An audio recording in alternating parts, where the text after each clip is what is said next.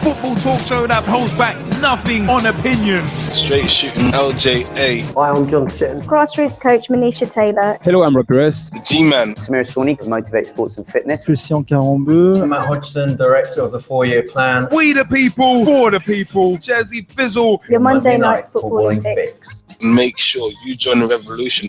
The pitch is where we eat. The pitch is where we sleep. And the pitch is where we talk. It's at youtube.com/pitch Pitch-talk.com.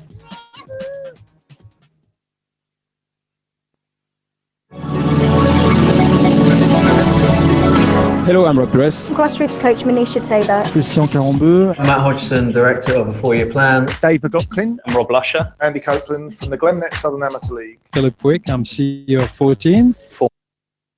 Ibis FC. Chairman of Alexandra Park FC. And you're listening to Pitch Talk, the only place to get your Monday night footballing fix. because the pitch is where we eat. And the pitch is where we talk. You join the revolution, the football revolution.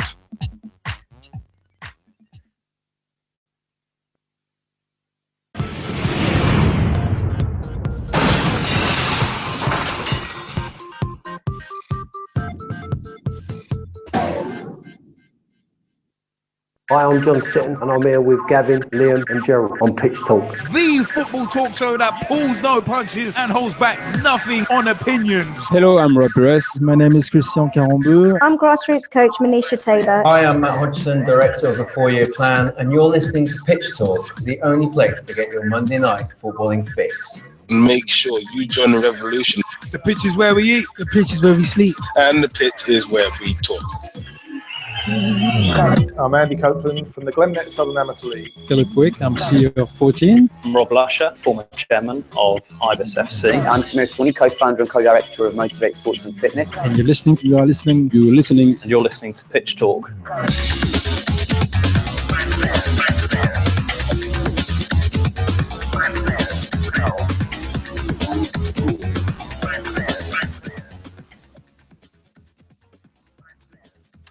Hello. Hello, ladies and gentlemen, boys and girls, children of all ages. It's about that time for Monday Mayhem again. Why? Because we have someone here to say, ladies and gentlemen, boys and girls, children of all ages, straight shooting LJ, the G-Man and Jazzy Fizzle proudly bring to you the football talk show that pulls no punches and of course holds back nothing on opinions. Why? Because the pitch is where we eat. The pitch is where we sleep. And of course, the pitch is where we talk.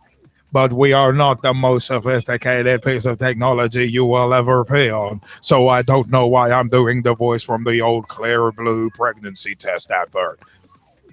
Because I told him, my baby. Anyway, leaving that aside. It's time. It's not Vader time. It's Pitch Talk time. We are live from 8 until 11. We got a lot of football to go through, a lot of banter to be had, but it is one of them ones. www.pitch-talk.com is the official website.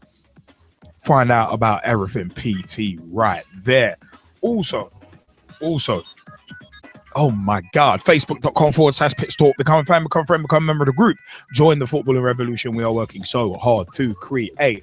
pitchtalk.blogspot.com or .co.uk blogs by yours truly, straight shooting LJ, the G-Man, Jazzy Fizzle, and many others, including Dave Meir, aka at Mearsey on Twitter. And here's the word of a ref.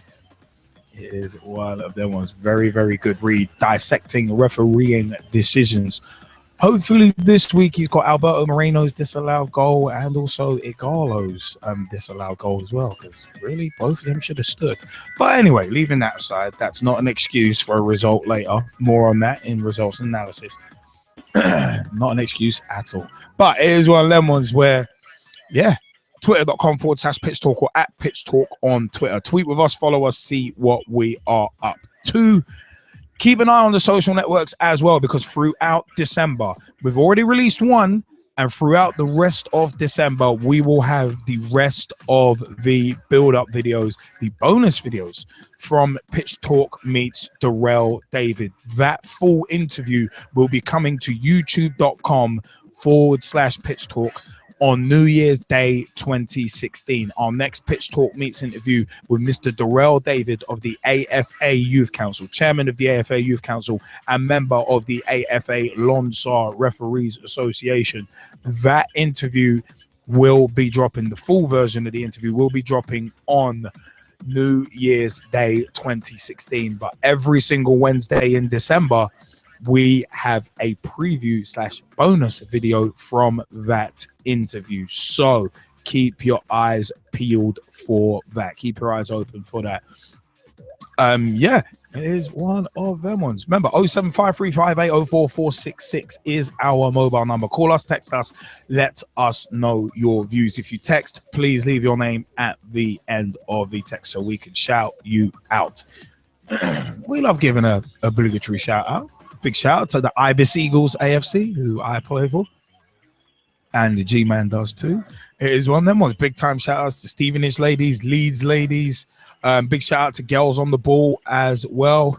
It's one of them ones. Big shout outs to Motivate Sports and Fitness. Also, massive shout outs to RS Media, Storm FM, among others as well. So it is one of them ones. Big time shout outs to the Skypers that we've got in the house right now. Brad Hicks, Mike Harniman, Kieran Riley, Russ Vernon, and Jamie Bailey making a little bit of a return after a little bit of an absence. But it is one of them ones where, yeah, we are Pitch Talk 1 on Skype as well. And we are also Pitch Talk live on Google Plus as well. So it is one of them ones. Jezzy, how's your week and weekend been, man? Weekend's been good, man. Can't complain at all. You know, as I say, it feels good to be back riding alongside yourself on a Monday evening for that Monday Night Madness. That is your Monday Night Footballing Fix, man. So, you know, I want to say a big thank you to everybody that's locked in, locked on live right now. Everybody interacting with us through Google Plus, Facebook, Twitter, across all of our social media platforms. You know what? Without you guys, there is no show. So thank you very, very much. I want to say a big thank you to some special listeners out there. Daniela and Gurav all the way over in the other London in Ontario, Canada. I want to say a big thank you to Sherry, who's locked in, locked on all the way in St. Petersburg, Florida as well. And of course, all of my fans over in Wales, because the Fizzle Tour is coming to you. All right. Sometime in 2016. You're going to have to speak to Miss Jennifer Evans of JE Promotions and Entertainment. She's got all the details. You can speak to her. All right. But yeah, no, as I say, really, really glad to be on the show this week. Big shout out to my family, to my friends, to my frenemies. Do you know what I mean? Shout out to my ex-wife, shout out to my next wife, shout out to my future kids as well, because it's been a little while since I've done that. I know you've been missing it, so there it is. Yeah, I love it. All right, Jamie. Yeah. I was gonna say it is one of them ones, man, where it's been one of them fun weeks. It has legitimately been one of them fun weeks. Mad busy. I'm still trying to shake off a cold, but yeah, mad busy. But yeah, big shout out to the Ibis Eagles. There'll be more on that later. We'll talk about more. There's some videos that I actually do need to put up on Facebook.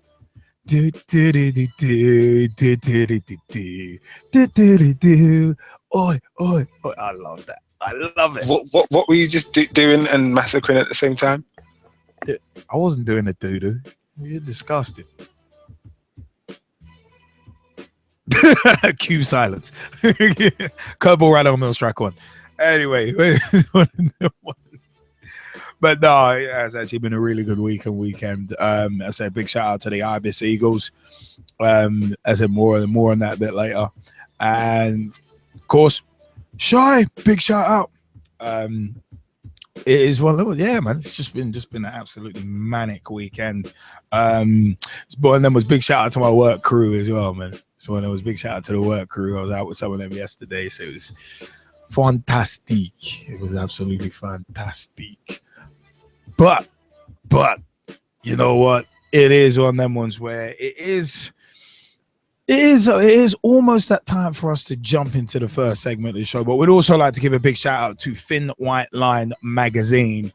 Big shout out to Ian Kerr, the editor of Thin White Line magazine. Unable to deliver a A-League roundup this week, but it's one of them ones. Keep an eye out on their tweets. At Tweet White Line on Twitter. Facebook.com/Thin White Line magazine as well, and also thinwhitelinemagazine.com. I said Ian Kerr usually delivers us his A-League roundup. It's Monday night footballing fix. You won't hear an A-League roundup like it, and you won't hear it anywhere else but your Monday night footballing fix. So big shout out to Ian Kerr of Thin White Line magazine. Also, remember, if you get in your orders for the latest edition of Thin White Line magazine, it's one of them ones. Order it now. Could be a great present for someone for Christmas. So if you order now, you'll get it in time for Christmas. Don't leave it too long. You've heard the roundups. Buy the shirts, buy the mags, and check out their podcast too. thinwhitelinemagazine.com. Drop over to their website and grab a copy of the latest edition of Thin White Line magazine. As said, if you order now, you can get delivery before Christmas. So we're urging the PT family, pick up that magazine, Thin White Line magazine. We're urging anyone listening to this live on YouTube right now or on the podcast on iTunes, Mixcloud, Podomatic, Spreaker, or TuneIn Radio. So one of them was pick up Thin White Line magazine, a very, very good quality production by Ian Kerr and the team over there in Australia. Proud partners and friends of Pitch Talk, your Monday night footballing fix. Get that magazine, Thin White Line magazine. Their latest edition is out now. You can also buy back issues as well, which Pitch Talk have actually featured in a couple of them. Issue 0 and issue 1 we featured in. So it is one of them ones. But you know what? It is about that time, Daddy, for us to change and move and groove into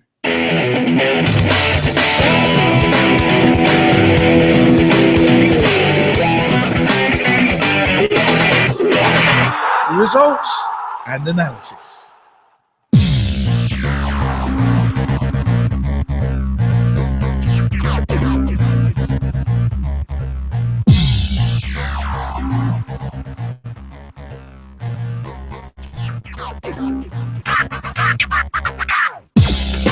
It's results and analysis.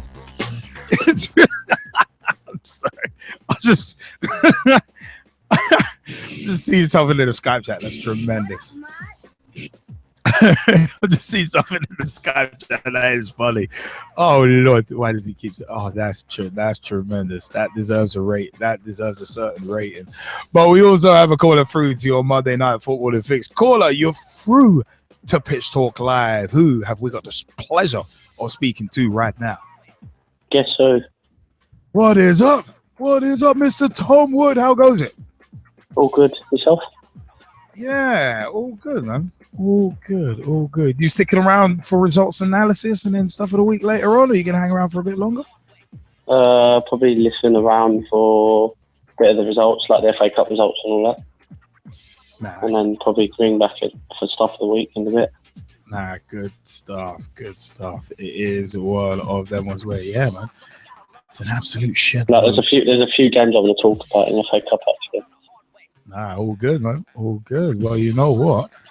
Without much further ado, also we're gonna actually start getting into it because there's a shed load of results to get into. Also, we do have a couple of draws to go through as well, as everyone will have seen via the social networks a little earlier tonight. The FA Cup third round draw was actually made, and also the women's FA Cup second round draw was actually made earlier in the day as well. So it's been a big day. It's been very much a big day for the draws. So it is one of them was where, yeah, hell of a lot to go through, and it's time It's time. It's feeder time. But you know what? Let's go. Actually, we're going to start with. We're actually going to start with domestic action rather than cup action. Yeah, let's start that way. Because Tuesday, 1st of December, 2015, the first day of the month. It is one of them ones where we're going to start with Sky Bet League 1. Burton 2, Millwall 1. McCrory scoring on 35 minutes and Kayati scoring on 42 minutes, giving Burton a 2-0 lead. But Martin got one back on 75 minutes and Mark Beavers was sent off on 94 minutes. Shrewsbury 1, Walsall 3. Cole opened the scoring on 41 minutes. Laukovic equalised on 45. Black was sent off for a second booker ball on 71 minutes. Downing scored on 8 minutes and Cook scored on 93 minutes. Sky Bet League 2, Morecambe 1, Dagenham Redbridge 0. Mullin with the only goal of the game for Morecambe on 31 minutes. Bristol Rovers 3, Wickham 0. Taylor getting all 3 goals, 60, 62 and 72 as well. Moving on to the Capital One Cup quarterfinals, Manchester City 4, Hull City 1. Wilfred Bonney opened the scoring on 12 minutes. Iheanacho scoring on 80 minutes and Kevin De Bruyne scoring on 82 and 87 and Robertson getting a consolation back on 92 minutes. Middlesbrough 0, Everton 2. Deulofeu opening the scoring on 20 minutes with the informed Romelu Lukaku scoring on 28 minutes. Stoke 2, Sheffield Wednesday 0. Ibrahim Afellay scoring on 30 minutes. Phil Bardsley scoring on 75 minutes. The second goal in that game. Wednesday, 2nd of December 2015. Southampton 1. And with the live bird upon my chest, this is the result that I love the best. It is one of them ones where it's Southampton 1, Liverpool 6. Sadio Mane opening scoring about 42 seconds in.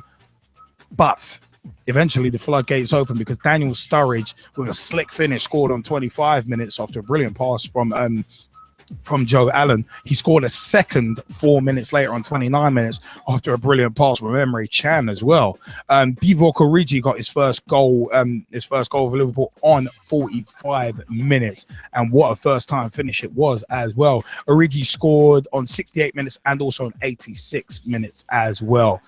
Origi's been credited with a hat-trick so far, but apparently it was being appealed as late as yesterday because one of them was basically Alberto Moreno's goal. So it's one of them was, but Origi took the match ball home eventually. So it is one of them was.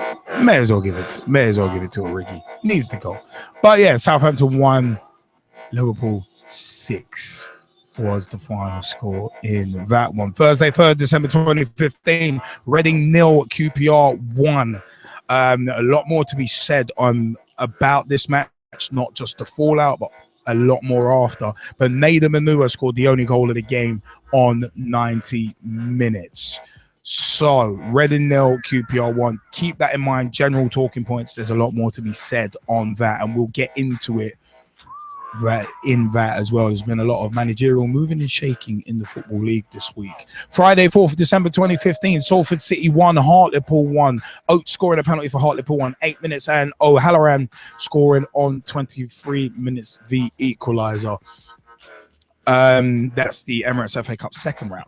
Sky Bet Championship, Ipswich 0, Middlesbrough 2. Stuani Bundes range on 54 minutes, and David Nugent continuing his brilliant scoring form against Ipswich Town. He seems to love playing at Portman Road, but yeah, he scored on 74 minutes. Moving on to Saturday. Let's move on to Saturday, 5th of December 2015, and we'll start with the Emirates FA Cup second round. Barnet 0, Newport 1. Bowden with the only goal of the game, putting Newport County through against Barnet. Chesterfield 1, Walsall 1. Dimitriou scoring on 19 minutes. Lee Novak equalising on 93 minutes. Leyton Orient 0, Scunthorpe 0. The FA Cup draw the third round draw has actually thrown up an interesting tie for the winners of the replay of that game. But Millwall 1, Wickham 2. Hayes opened and scoring on 50 minutes. Thompson on 57. Harriman winning it for Wickham Wanderers on 94 minutes. Northampton Town 3, Northwich Victoria 2. Ball opened and scoring on 44 minutes. Bennett equalised on 63.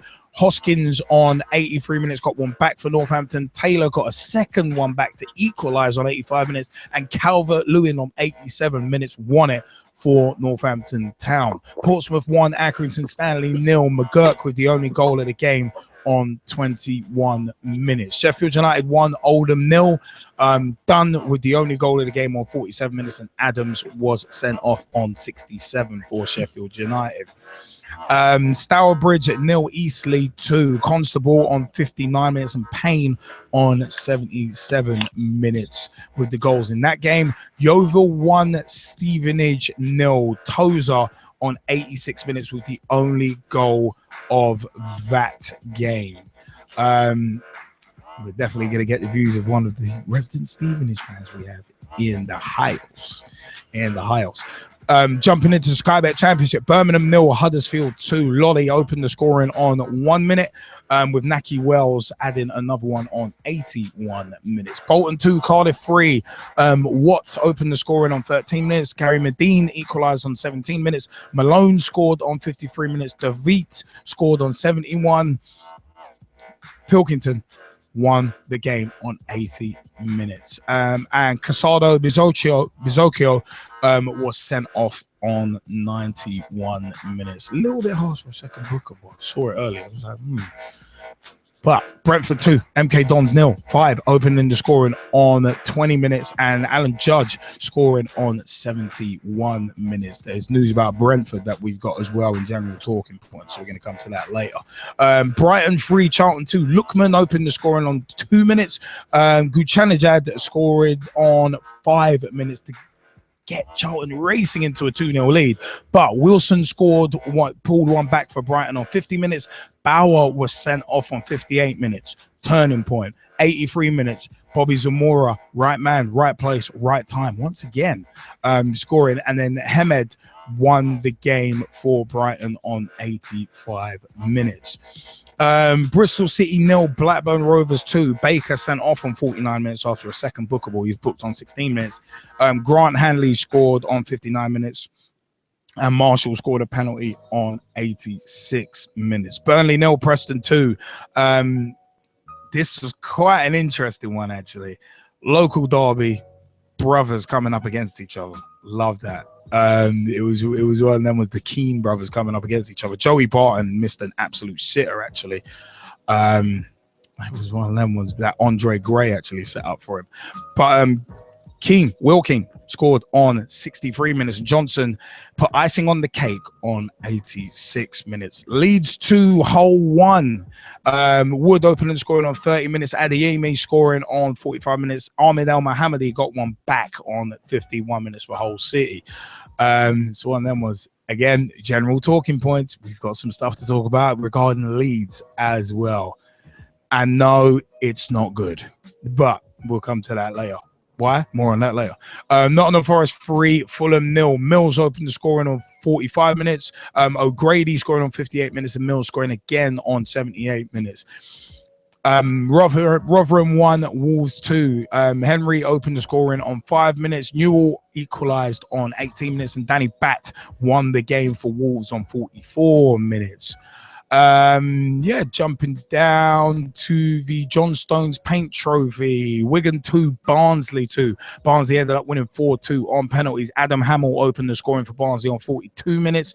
Will Grigg equalised on 48 minutes. Tony scored on 53 minutes to give Barnsley the lead, but Will Grigg scored again on 82 minutes. So in the John Stones Paint Trophy, it was one of them ones. Barnsley won 4-2 on penalties in the end. Jezzy Fizzle, you coming in on any of those results that we've mentioned so far? Capital One Cup, bit of the Football League, John Stones Paint Trophy, and FA Cup round 2 as well. I'll just touch on the Liverpool result for a bit and say, this is kind of what everyone was hoping for when Jurgen Klopp was signed. And you're getting a little bit of a taste of, just how good the team can be under his stewardship. So it's one of those things to savor and enjoy, really. And yes, when I was watching it back, I did savor and enjoy it, especially Origi's first goal as well.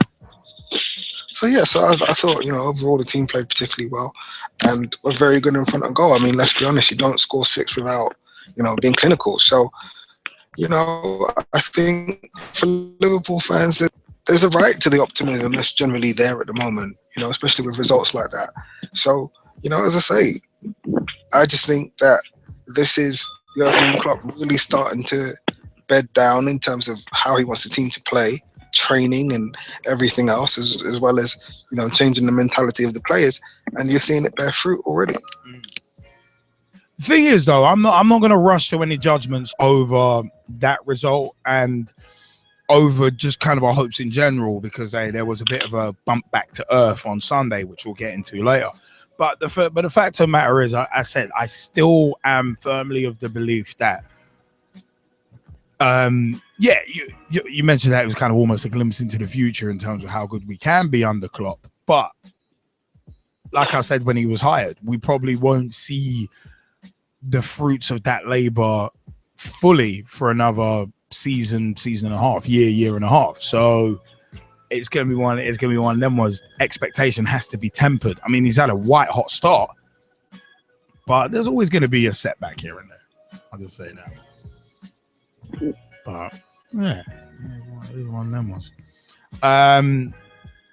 In the Skype chat as well, Kieran Riley, you wanted to jump in on a couple of the matches that we've mentioned so far.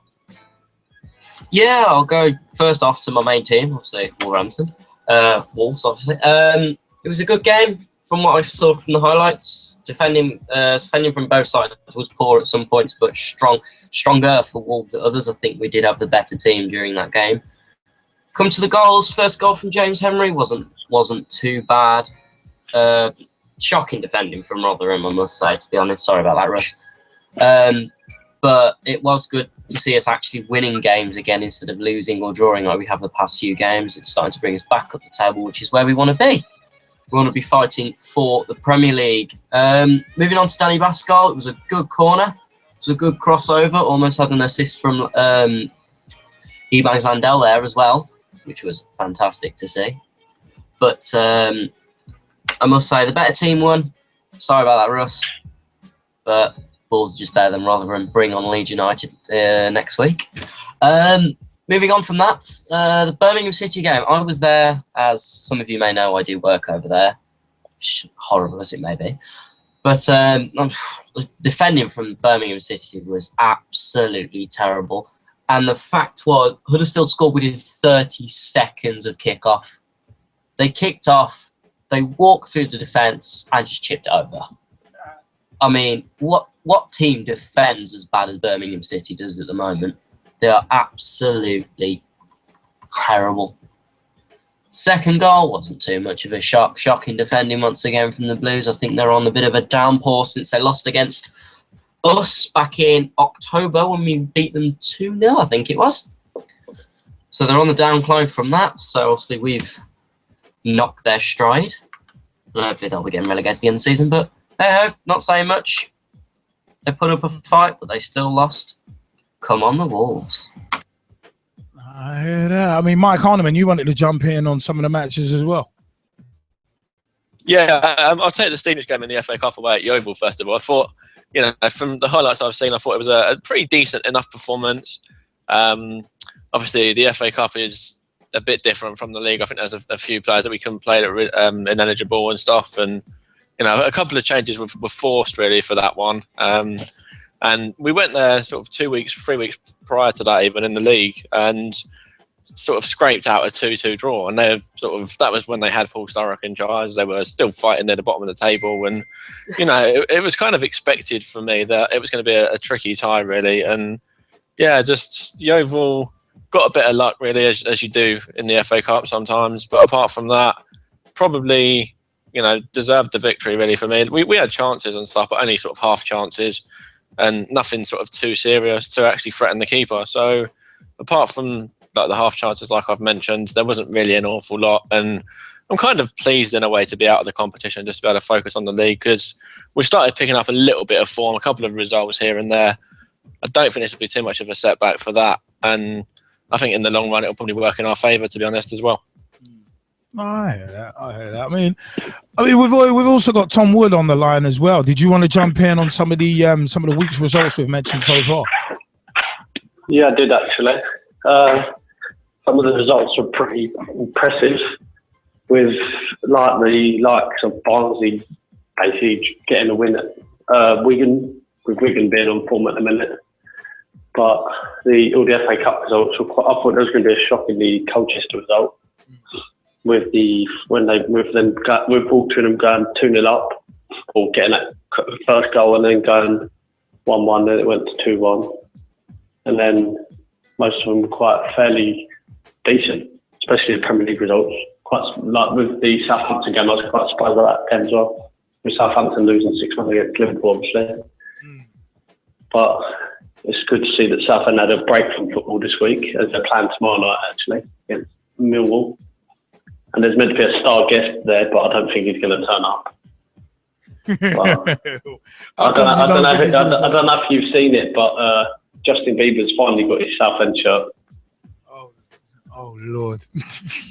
It's been all over Twitter today that it's saying that apparently he's been invited to tomorrow night's game, but I don't think he'll turn up. I'm going to keep my comments on Justin Bieber to myself, because it's a family show and I don't want to start turning the air blue. I will leave. Hopefully the air will be blue pie tomorrow night when Southampton beat tomorrow in the JPT 70 finals. Here's one. That was when it's all heating up a bit. It's okay, everyone. The straight shooting one. I think Leeds deserve to win against Hull as well. That's a good result for Leeds as well. Definitely. Leeds getting back. Leeds finally looking like they might get back on the right track, but yeah, just as they need to sort out financials first, their finances before they do anything. Yeah, in the Premier League, they've got to sort out who's going to be in the right man to be taking them forward, like bringing money into the club and everything.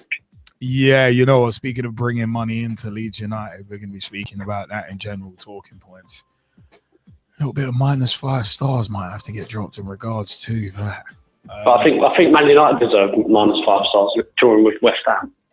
Well, we'll get on to that. We'll get on to that in a little. But for now, what's it, Russ Vernon? That was a little bit harsh. We're going to come back to that. -5 stars. Are you sure? Let me get back to it. Well, you feeling all right? Well, they hit the post twice, but we'll get back into that. But yeah, Russ Vernon, you wanted to jump in as well. Yes, I did, Lynn, because on Saturday I was at Leeds United versus Hull City, and for the first half, totally dominant from the Whites, going 1-0 up. Fantastic bit of play from Lewis Cook to play Stuart Dallas to pull the ball across, and there was our £3 million signing, Chris Wood, to score his 7th goal of the season in Leeds United club since joining from Bradix's Leicester City. Thank you for Chris Wood. Fantastic signing for us. So what did you think of the game though? And then moving on to the second goal, was a fantastic bit of play again, and a good shot from Cook, palmed out into the path of Adiemi to score a fantastic goal. And in that goal, Liam, which Adiemi scored, he lost his boot. Yeah, Andy fell over trying to run away and celebrate as well, which was hilarious. Yeah, I think what they're trying to do is trying to put his boot back on as they were coming in to celebrate with him. That's what made him fall over. Liam, so they're back on the big screen from the game. And then moving on to the rest of the second, I thought the rest of the first half we were totally dominant and we deserved to have more goals. Second half, we took his foot off the pedal a bit, and it was a fantastic, but it was a formative play from Scott Wootton to let the cross come in, and it was but for me the goal should have just been selected from El Mamadi, because it was a foul from El Mamadi on Charlie Taylor at the back post, clammed all over him, pushed him to the ground on the goal line, and then headed the ball over the goal line as well. So that should have been a free kick to us, and also to add that goal being counted. And for the remainder of the game, I thought we had some decent chances to score. We had a blatant penalty, which they didn't show me highlights. Liam Lewis Cook brought down by Curtis Davis, arms all around him inside the penalty area. Referee waved it away. We go and we win the ball from an Old City player. They fall down. Referee free kick to Hull. But I thought it was a fantastic performance from Leeds, and we're moving in the right direction. And the JBK, the fighting underneath the stands, was because Chelina had put an extra £5 on top of the tickets for the South stand. Wait. Hey, Russ, wait. Hold on.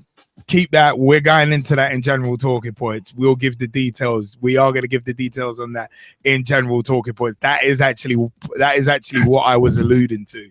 So hold that for later on. We are going to go into that in detail. Okay. And JBK, I'll send you a photo that I've seen of underneath the stands regarding that situation, Liam, which I'll send. I'll get the photo and post in the Skype chat so you can all have a look at from what happened underneath the South stand.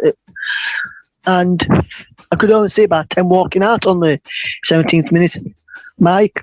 And before anyone asks, no, I wasn't one of them.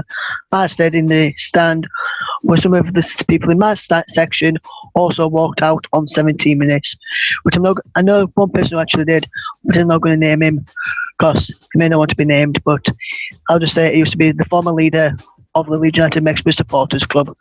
I love that. I'm not gonna name him, but I'll give you a pretty good description of him. Someone's gonna add 2 and 2 and get 22 potentially. But Jamie Bailey, you wanted to jump in on the week's results as well, didn't you? Yeah, I know we haven't moved on to the Premier League ones yet. Obviously, I've got two teams as the number 2 seems to come up quite regularly when it comes to me. Yeah. But in terms of the Football League results, Capital One Cup, and also those FA Cup results as well. You know what, Capital One, to be honest with you, Capital One Cup actually didn't surprise me in all the results, because as I've said, I've not jumped on the bandwagon of Jurgen Klopp, but I feel that because of his European experience and because of what he's done with a team like Borussia Dortmund, I don't think Liverpool can be taken as a joke anymore, regardless of what happens over the weekend. In terms of the Premier League, in terms of the FA Cup, Northampton did surprise me. They had the lowest ranked team in the cup, and as the FA Cup normally brings up surprises, I really do think that was down to just tired legs after a while. You're playing and they talk about in coaching game management. So managing, you're basically going through every about maybe 10 minutes to 15 to maybe the first quarter of the game, and then moving on up until half time, and then blah, blah, and so on and so on. And I think with Northwich Victoria, because they haven't played a team at that level, they just became tired and couldn't hold on for as long as they could. Well done to Newport County. I don't know. I just think overall the cup. When I look at the draw, I don't know if we're speaking about it now, but when I look at the draw, it doesn't really throw up any surprises. Well, you know what, yeah. You've alluded to the draw. We were going to go through the Premier League games and then come to the draw, but you know what? We might as well actually discuss the draws right now. The draws, 3rd of December 2015, dates and kickoff times for the Capital One Cup semi-final draws have been confirmed. So Everton, Liverpool, Manchester City, and Stoke City all found out their last 4 opponents in Wednesday night's draw after Southampton, Liverpool. The action begins on Tuesday, 5th of January 2016, when Stoke City hosts Liverpool at the Britannia Stadium in an 8 o'clock kickoff.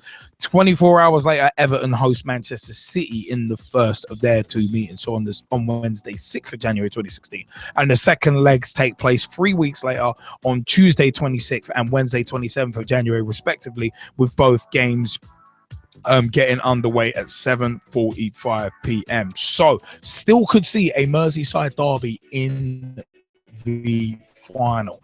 So hosting Liverpool and Everton hosting Manchester City in the first legs on Tuesday 5th and Wednesday 6th of January 2016, and in the second legs on Tuesday 26th and Wednesday 27th of January 2016 as well. Staying with cups, a bit of news in La Liga. Real Madrid out of the Copa del Rey and fined for fielding an ineligible player, but they are actually appealing the decision. It was Russian winger Denis Cheryshev who started in the fourth round tie of that, and despite being suspended after picking up a third yellow in the semi-finals of last season's competition when he was on loan at Villarreal. And one of the controversies in this is that he scored Real's first goal. He got withdrawn moments after half time when Real Madrid realized their error, with Benitez saying they wanted to show good faith, but the Spanish Football Federation, they said Real Madrid had fielded an improper lineup, and hell, it's one of them ones. They levied a fine of €6,000. So it is a case of Real Madrid are appealing that decision. But yeah, jumping on to the FA Cup third round draw, seeing as Jamie's to it. December 7th, 2015, today, Monday, December 7th, 2015, the FA Cup third round draw. Now, obviously, if you're following us on the social networks, that's Twitter, twitter.com/Pitch Talk or @Pitch Talk on Twitter, and also facebook.com/Pitch Talk as well. You will have seen us tweeting the draw as it was happening on BBC Two. So Watford in order: Watford v Newcastle, West Bromwich Albion host Bristol City, West Ham host Wolves, Salford City or Hartlepool face Derby County, Exeter City face my boys Liverpool. Host my boys Liverpool. It is one of them was Jamie thinks he's funny. I watched that game earlier. Anyway, Spurs host Leicester City, Colchester host Charlton, Peterborough host Preston North End, Northampton Town host the MK Dons. Arsenal host Sunderland, little rematch of the weekend there. Newport County host Blackburn Rovers, Ipswich Town host Portsmouth, Birmingham City host AFC Bournemouth. Where are we? Wycombe Wanderers host Aston Villa, Sheffield Wednesday host Fulham, Oxford United host Swansea, Brentford host Chesterfield or Walsall, Bury host Bradford City, Man United host Sheffield United, Everton versus Dagenham and Redbridge or Whitehawk, Southampton host Crystal Palace, Eastleigh versus Bolton, Nottingham Forest v QPR, Carlisle United v Yeovil Town, Chelsea versus Leyton Orient or Scunthorpe, which is why I mentioned earlier Leyton Orient Scunthorpe after that 0-0 draw. Interesting tie there for the winners. Doncaster Rovers v Stoke City, Leeds v Rotherham, Cardiff versus Grimsby or Shrewsbury. That Leeds v Rotherham one definitely sticks out. Huddersfield Town versus Reading, Middlesbrough host Burnley, Norwich City host Manchester City, Hull City host Brighton and Hove Albion. And those ties will be played on the weekend of the 8th to the 11th of January 2016. And yeah, that goal should have stood. Don't even try it, Jamie. I mentioned that earlier. But yeah, that is the FA Cup third round draw. Jazzy Fizzle, you wanna jump in on the FA Cup third round draw before we throw it out to the Skypers? Well, I'm looking forward to United playing Sheffield United, but at the same time, I have a little bit of trepidation. Have Manchester United done well in the Cups over the last few years? No. MK Dons. Sorry, what was that? MK Dons. I didn't quite catch that. You don't want that again. So yeah, but outside of that, overall, I think it's a good draw, nicely balanced, and looking forward to it. So I'm one of them ones where when Exeter City came out hosting Liverpool, I was like, cool. All right, that's a good draw. Maybe we can rest one or two players, but don't take them lightly. Because in the Cups, there is always room for an upset. Always room for an upset. I mean, hey, if Leyton Orient face Chelsea, that would be one to keep an eye on. Where was the other one? Leeds v Rotherham. When that came out, I was like, oh, that's going to be tasty. I think that's going to be a really interesting one. That's going to be a little dark horse in terms of one to watch. Southampton Crystal Palace should be tasty as well.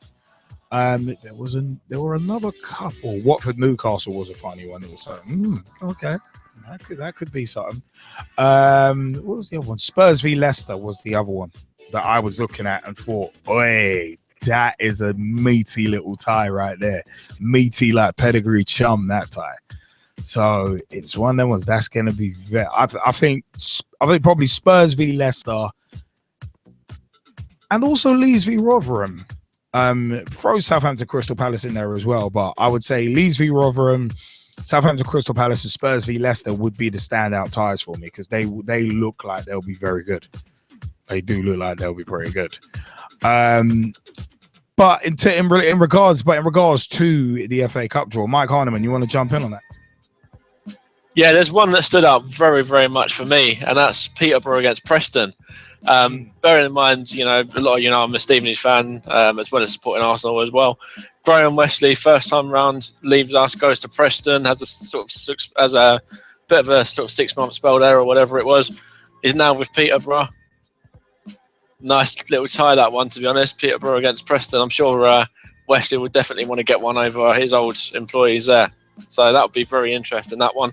Arsenal, Sunderland, sort of not really much to say about that. Hopefully we've got a few players back from injury and that by then. But, I think we should be okay with that one. And yeah, like you, Leeds and Rotherham as well is another standout tie for me. But the first one I saw was Peterborough and Preston. And bearing in mind, where I'm from and the links I have with Stevenage and that's a great tie for, everyone involved with that, especially Wesley himself. I mean, it is one of them ones where it's like there's little interesting little things around, which I quite like that. That's what I love about the FA Cup. You get sides who on a general basis would never face each other, but that's where the magic of the FA Cup is. That's where it is. Brad Hicks, what do you reckon of Spurs v Leicester? Because obviously a few of us were talking pre-show on the Skype call about it. What's your view on you lot having to go to Tottenham? It's an interesting little tie there. I'm not going to say anything because it might not be PG. So it might not be WWE. It might not be PG. Nah, I hear that. I mean, are you happy with the tie? Could have been better, but that's look at the draw, I suppose. I mean, I think it's one of them ones. I think they're guaranteed goals in that. I mean, that's going to be for a neutral. I would say that is probably going to be one to watch because there's going to be goals in it. I mean, with Dele Alli recently, Harry Kane coming back into form. I mean, Mahrez is one of them. Was Mahrez and Vardy goes without saying in terms of form. We've got a couple of stats regarding one of them guys. It's one of them ones. So it's gonna be extremely interesting to see what happens in that one. So, I mean, Jamie Bailey, you wanted to jump in as well on the FA Cup third round draw. Yeah, I believe. I'm not going to start an Arsene Wenger rant here, but I believe Arsenal could probably have a very more tricky defence, depending on who they get and how they actually perform. I don't think we really had much of a massive problem the second time we won it. If I look at if I think back to last year's draw, the first time we won it, yeah, it was difficult. Especially when you're playing an Everton side that were playing in the Champions League. In the Europa League, sorry. Hey, I was going to say, Everton in the Champions League, mate, that's never happened. Every league, you're having a laugh. That's actually never happened, technically. Yeah, I know. In terms of Watford, I'm actually looking forward to that game. Reason being, we pretty much gave up quite quickly in the Capital One Cup and got beaten by Preston North End way too easily. Against Newcastle, they're not on the best run of form, and I think we've actually got them in that month as well, at home again. So, with that being said, if we do, then I guess looking at the two games, I reckon we could probably win both of them, pick up points, pick up a fourth round draw, and probably consign, depending on results beforehand, consign McLaren to probably a second at some point. I just can't see us giving up on this cup now that we know where we are in the league. Unless we start to focus more on the league, and they'll probably drop a few players like Dini and Igala. But looking at the draw, nothing really surprising. I definitely wanted to see the two big, probably Chelsea against Manchester United or City, and it didn't happen. So you wanted one of the big boys out of the way early.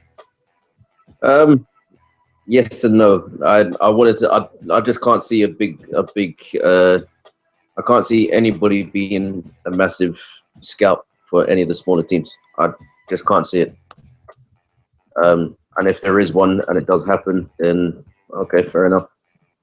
I'm not going to try and what's the word? I'm not going to try and put myself into a position where I actually have to do something if something happens, like the Liverpool fan did with the Newcastle game.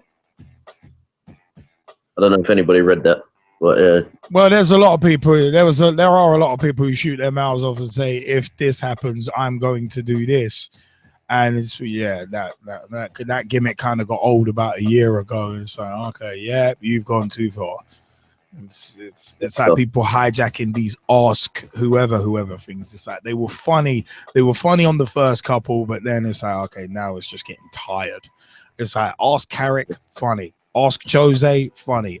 Ask Jesus, probably one of the funniest ones, just because the hashtag, to anyone just looking, not knowing football, it looks like Ask Jesus, which was funny. So it was one of them. There was a built-in joke in there. So it's like, but it's starting to get a little silly, I gotta say. But it is one of them. Mike Harniman, did you want to jump back in again?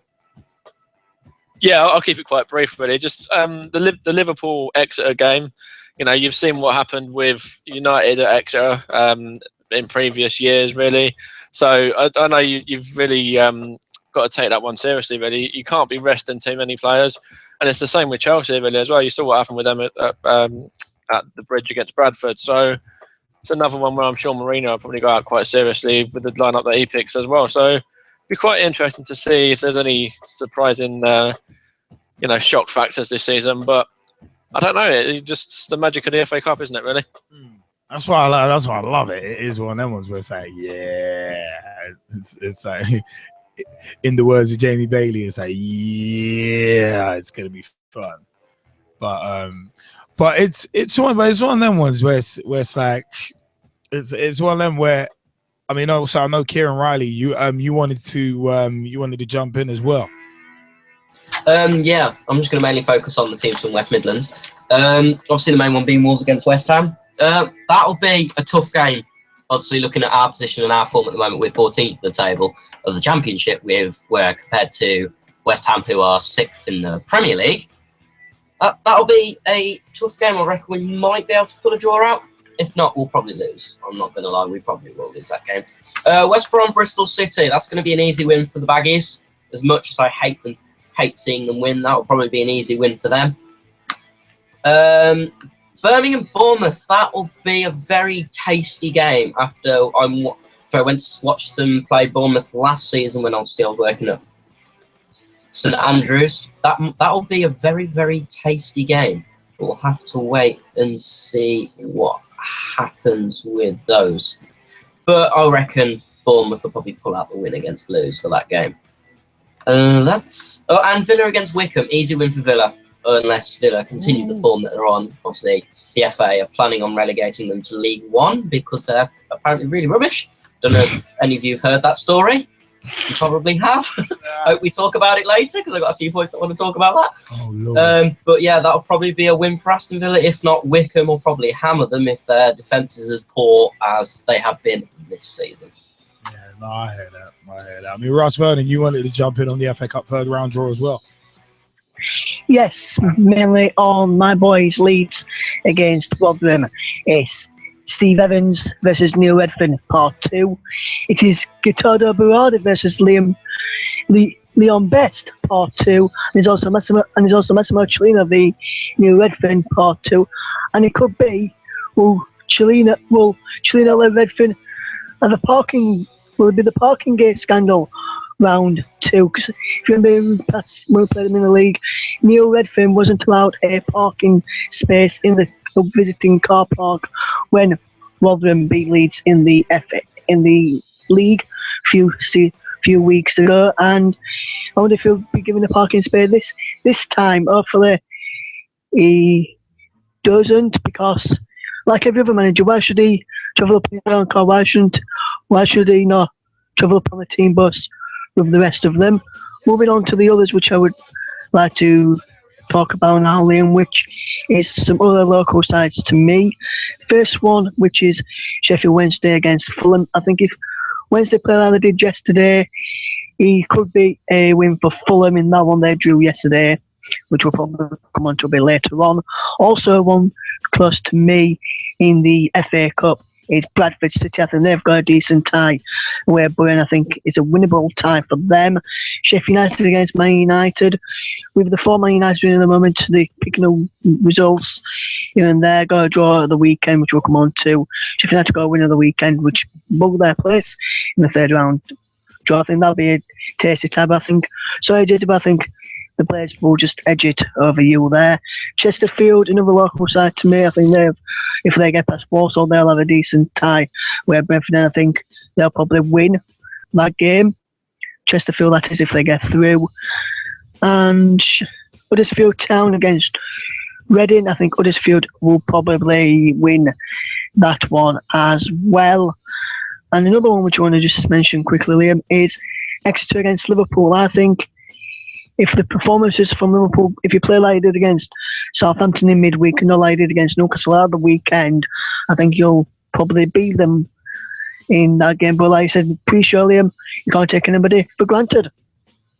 Yeah, of course. I mean, as one of them was there's always room for an upset in the Cups. And hey, as one of them was you alluded to the Barclays Premier League. So let's come to it. Saturday, 5th of December 2015. Barclays Premier League, Stoke 2, Manchester City 0 on Arnautovic on 7 and 15 minutes. And it could have been more. I mean, the slickness of the finishes by Stoke was a joy to behold. It really was. The slickness, oh my God. To quote Jim Cornette, slicker than whale crap in an ice flow. And yes, I have modded that because it's a family show. But it's one that was Arsenal 3, Sunderland 1, Campbell on 33 minutes, Giroud with an OG on 45 minutes. But that OG got turned on his head because Giroud scored on 63 minutes, his 17th Premier League header, the most of anyone in the Premier League, actually. And Aaron Ramsey scored on 93 minutes. Man United 0, West Ham 0. The only thing to really say about this match is that West Ham hit the post twice. Same one as well. One of them was really should have nicked it. Southampton 1, Aston Villa 1. Jolion Lescott, the driving force. Jolion Lescott, the driving force behind Aston Villa, scoring on 44 minutes. And Oriol Romeu scored on 73 minutes.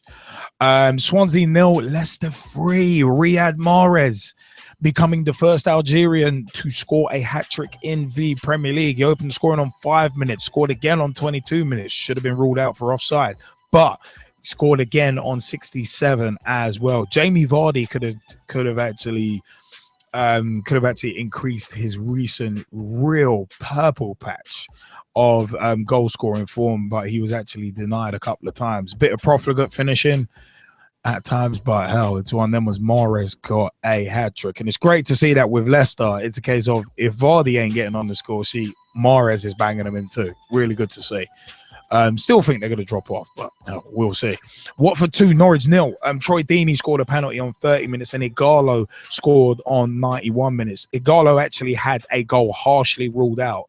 It really should have stood. Linesman's decisions coming into sharp focus. Also, there's one from Sunday's game too. West Brom 1, Tottenham 1. Dele Alli opening scoring on 15 minutes and James McLean the quality goal on 39 minutes. The last result from Saturday, which we were watching in the Ibis Eagles clubhouse, Glenn Murray scored the only goal of the game on 82 minutes, and that was in Chelsea 0, Bournemouth 1. I think Chelsea have already lost 4 times at home this season. Yeah, it was one of them. Was Glenn Murray's goal on 82 minutes. Controversy about it, but it's one of them was, of course, Mourinho moaned about it as per usual, but it's like, oh, this should have been a penalty for handball. No, Jose, no.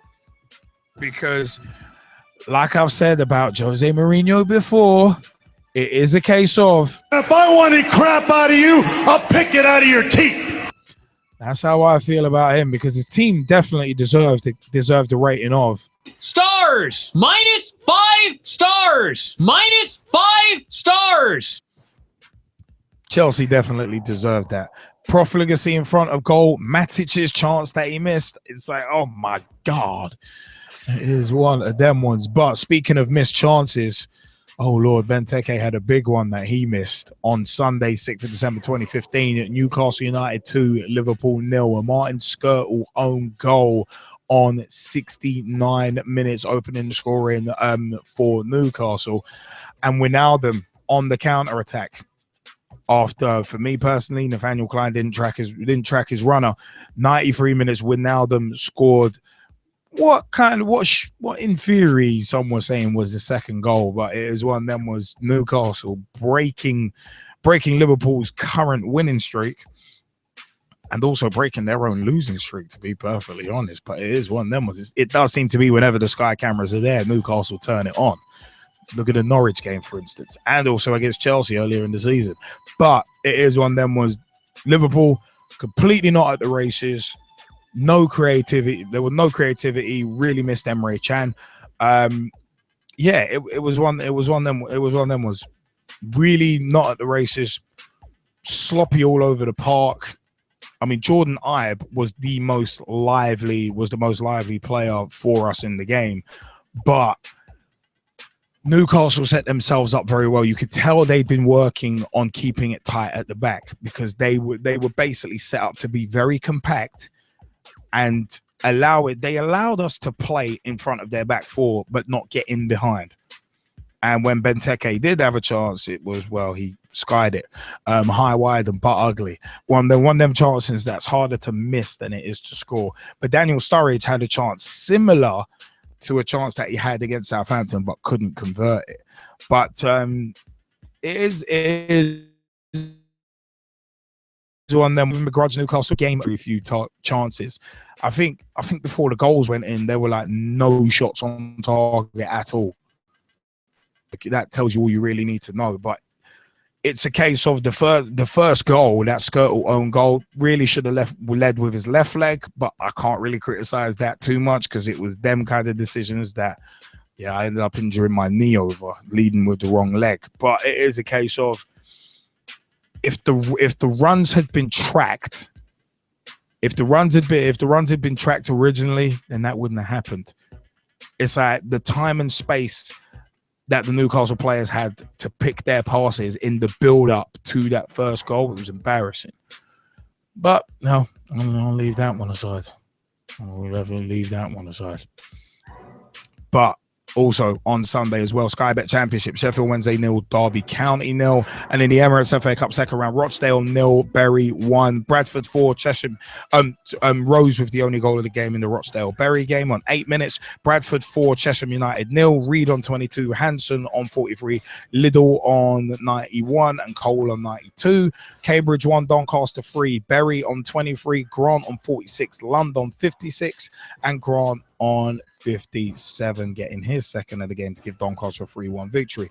Colchester 3, Altrincham 2. Moult on 3 minutes, open scoring for Altrincham, and Harrier equalised on 14 minutes. Rankine gave Altrincham the lead. Lapsley scored on 53 minutes to equalise, and Harrier won the game on 94 minutes. Dagenham Redbridge 1, Whitehawk 1, Curiton on 5 minutes, open scoring, but Rose equalised on 95. Exeter 2, Port Vale 0, Tilson on 19 minutes, and Watkins on 89 minutes. Oxford United 1, Forest Green 0. Kemar Ruth with the only goal of the game on 76 minutes.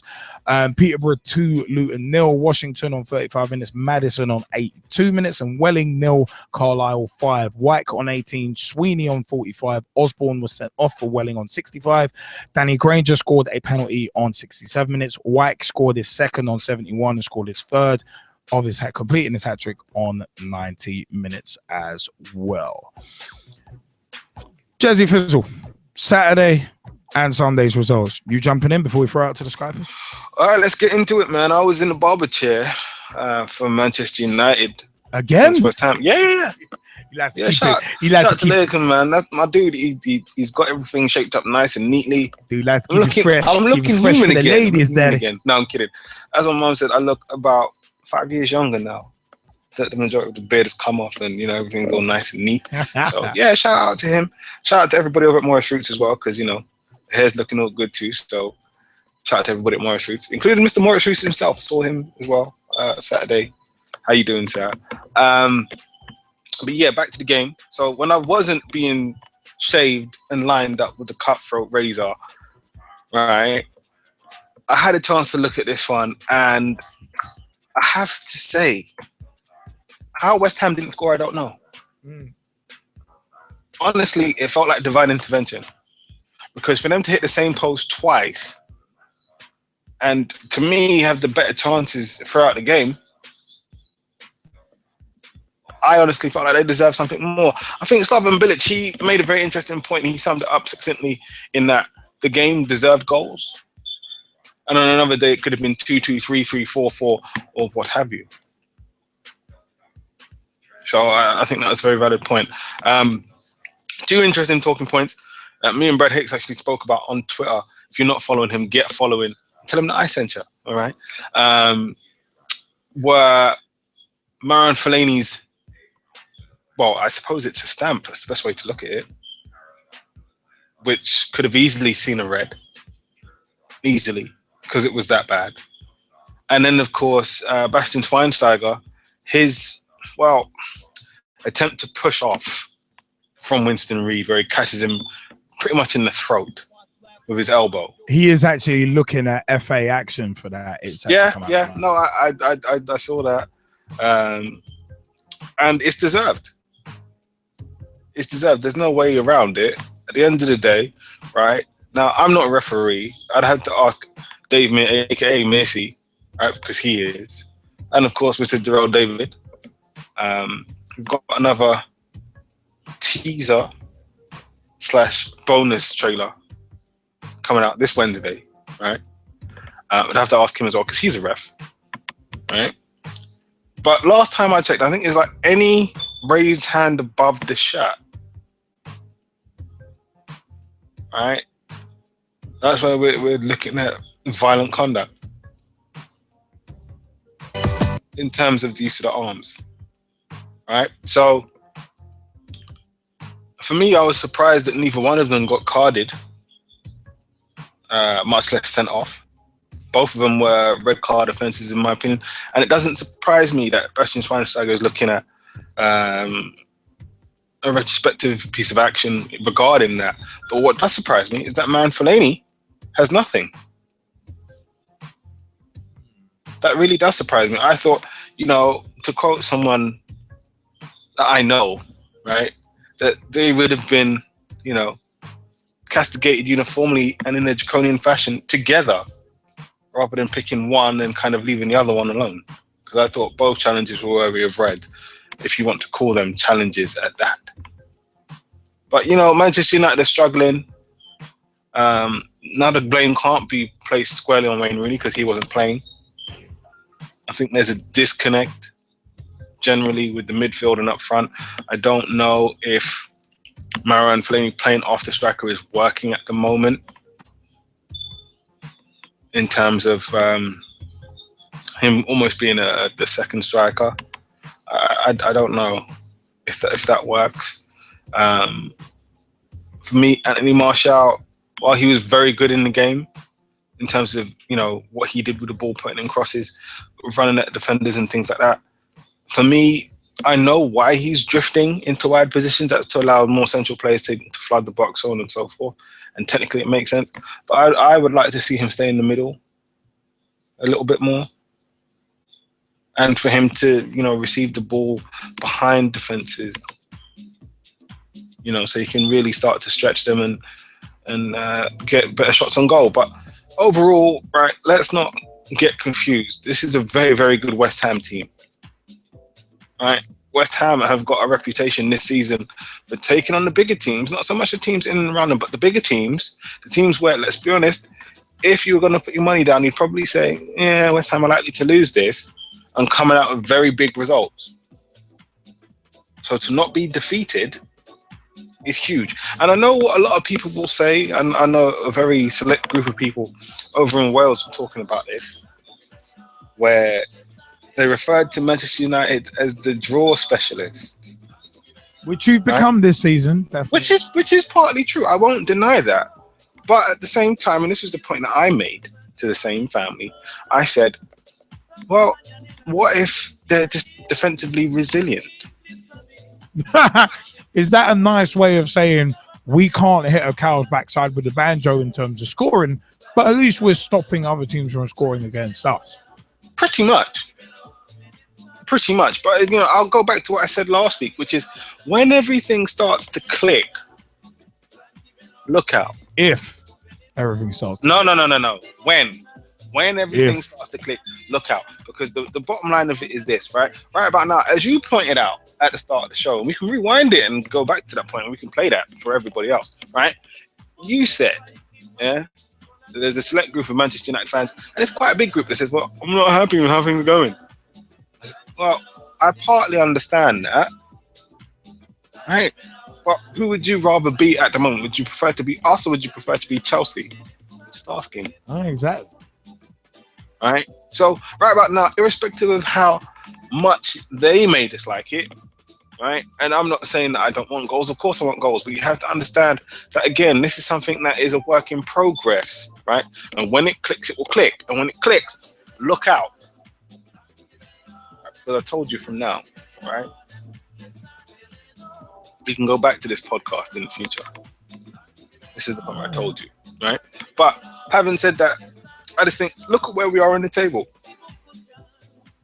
Look at where we are on the table. This isn't my old Spice, right? I'm like, let's look at your team and look at my team and then back to your team and then back to my team because your team is where your team is and my team is where my team is. No. It's not that. You can check out that famous Old Spice rant on YouTube. All right? Make sure you check that out. But no, in all seriousness, this is about if we are doing as bad as a lot of fans say that we are, Manchester United fans and fans of football in general, how is it that we are where we are in the league? How is it that we're still in the Champions League? Therefore, things cannot be anywhere near as bad as you envisaged them to be. And actually, they're probably a lot better than you thought they would be, all things considered. Right? And let's not forget, right? There's still a long way this season to go. None of this is done and dusted. Right? Apart from maybe Chelsea, barely scratching into the top 6. But the rest of it is left to be written. So get behind the team, support the players, support the manager, and see what happens. As opposed to all this, I'm not happy. Stop it.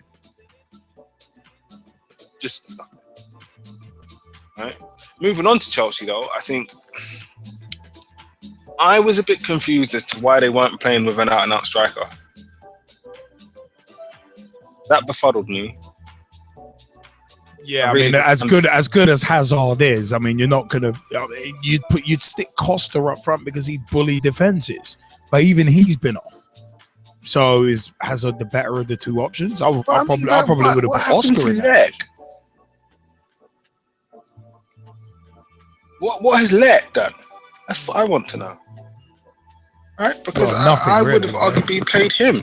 And I know Falcao has been a caricature, right, of the one that played Chelsea, Monaco, and absolutely was redonkulous. And same for, I think it was Atletico as well. It was absolutely redonkulous. right? I know he's been a caricature of that guy, but surely he would be a better option as an out-and-out forward, right?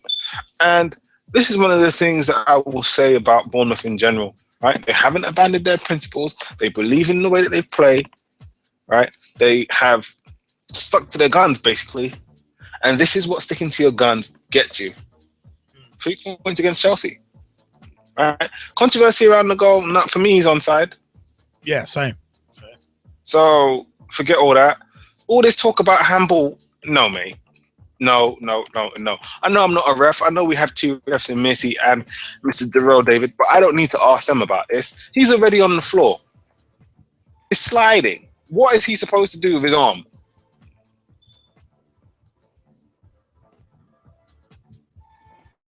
Legit question. Jose, if you want to get back to me, right, send us a tweet. I don't think he wants to talk about it. Send us a tweet because I don't get it. I don't get it. Right? Now, I will say this. Do I happen to feel that Chelsea were a little bit unlucky to lose the game? Yeah, I do. But at the same time, you know, you're looking at a Chelsea team that is really, really, really off colour. Really off colour. And it is what it is. You know, sometimes that's what you get. And it's a refreshing shock to the system. And speaking of refreshing shock to the system, I have to mention Newcastle. Carry on. No, the reason why I mentioned Newcastle, I was talking to Jennifer Evans about this, right? We were talking about the potential of Steve McLaren getting sacked, right? And I asked the question: still there. If he does get sacked, does he stay on the board? Because he's also on the Newcastle board. It's not a bad question, actually. Right? Which is quite murky when you think, okay, they're going to sack you from that position, then you're going to have to stay on, or potentially stay on, in your board member position and have a say as a board member in who they're going to appoint to replace you. So you're thinking he could do one of them ones where it's like, well, you buried me. It's like you buried me in terms of getting rid of me and all this crap. So I'm gonna bury this club by basically sabotaging. Potentially, is that where you're going, or?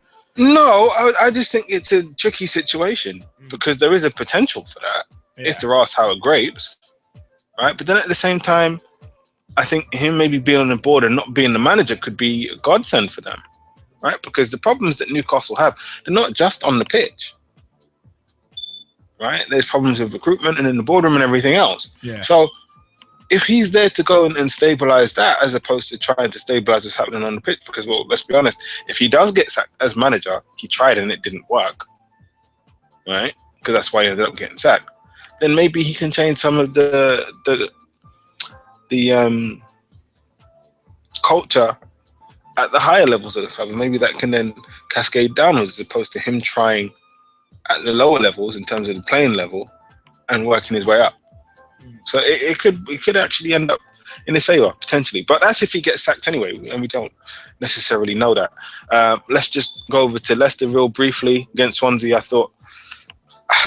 I think, honestly, on-pitch results alone, not to mention some of the bust-ups that's been reported between Gary Monk and the hierarchy at Swansea, that the writing may well be on the wall for him right now. I'm hoping not, though, because at the end of the day, there's speculation linking David Moyes to that job. And I heard about that, and I laughed at that straight away. Yeah, I said, there's no way you can be serious. Exactly, because really, people would want just David Moyes to replace Gary Monk. Yeah, I mean, people are just plucking this crap out of the air. For another 12 months before you even start thinking about that again. Yeah, forget it. Yeah, right? I mean, but for me, this is why this is why on these shows we generally don't bother with rumors, because you can literally pluck one out of the air, and if there's like even a touch of credence in it, and enough morons to retweet it, it goes round, and it's like some people actually believe it as fact, and it's where did that? It doesn't even make sense, because like, where did it come from? It's like I've literally just seen a tweet from Sky Sports News saying, "Oh, Jack Butland insists he can fulfill his ambitions at Stoke City, despite speculation linking him with a move to Liverpool." Who the hell came up with Butland moving to Liverpool? Where did that come from? You see what I'm saying though? No, I hear these you. rumors I are hear just you. a dime a dozen. Where the hell did that? He's a good keeper, but it's like, where the hell did that even come from? That's why I can't stand rumors, because it's like, but what is that? What? Is that, where did where did it come from? No, I don't get it. No, And Gary understand. Monk does not deserve to be sacked. Not for me. Well, as I say, if you're looking at on-pitch results, right?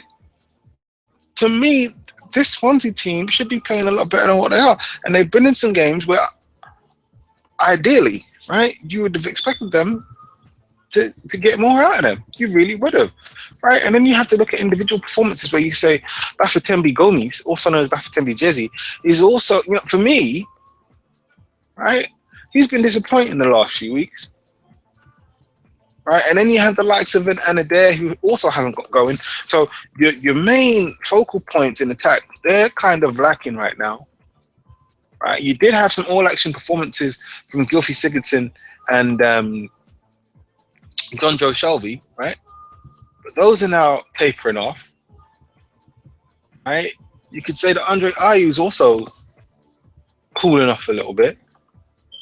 Jefferson Montero, he isn't even starting. Right?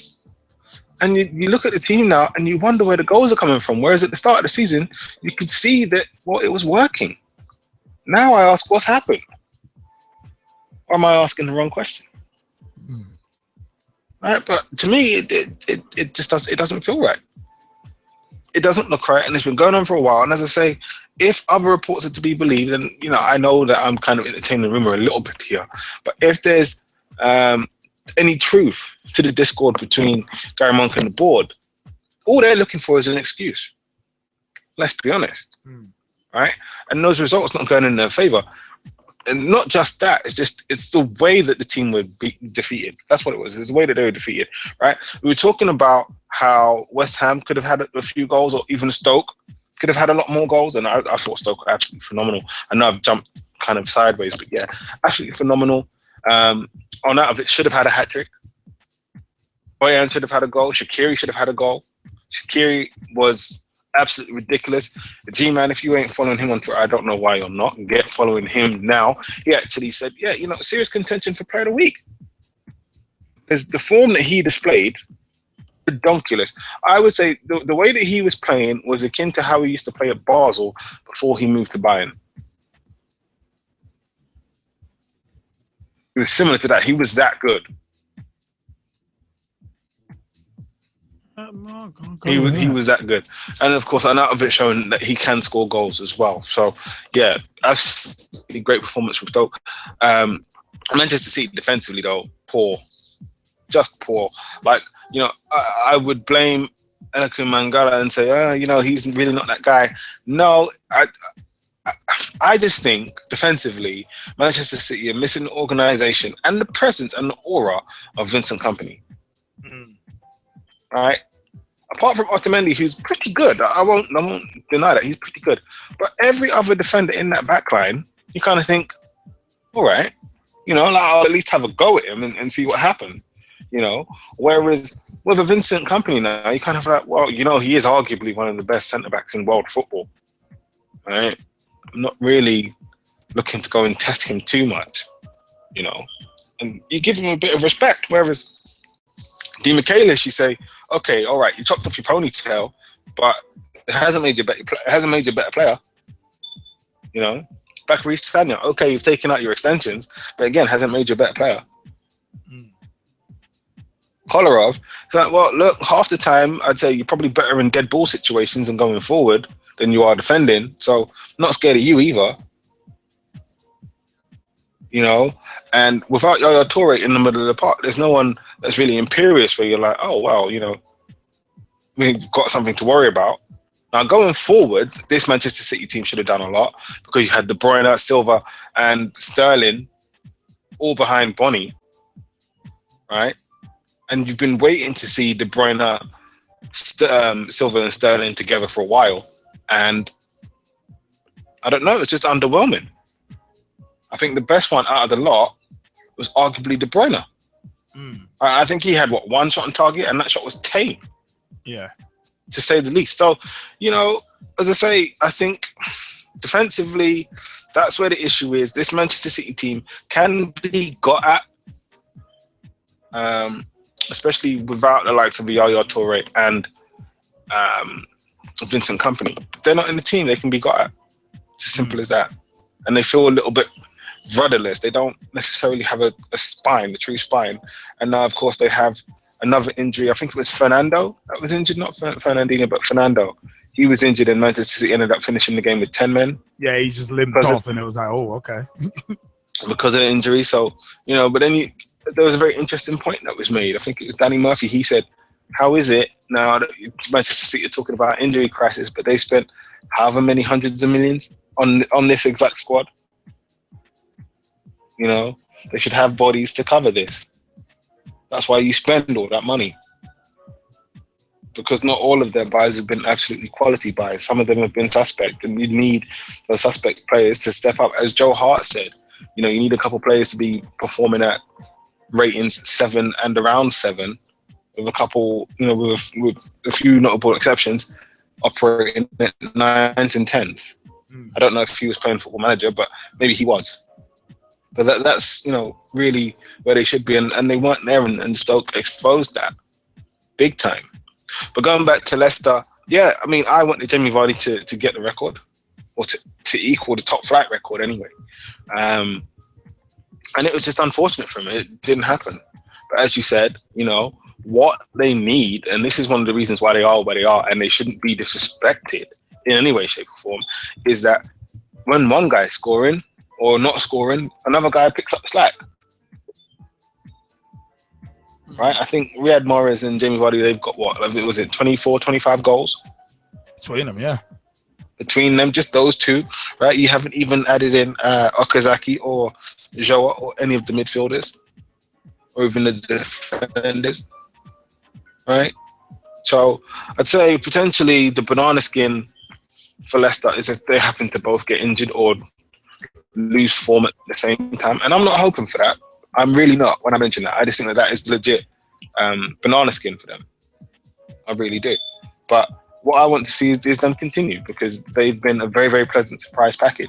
But I will say this, that first half, Leicester could have had 4 or 5.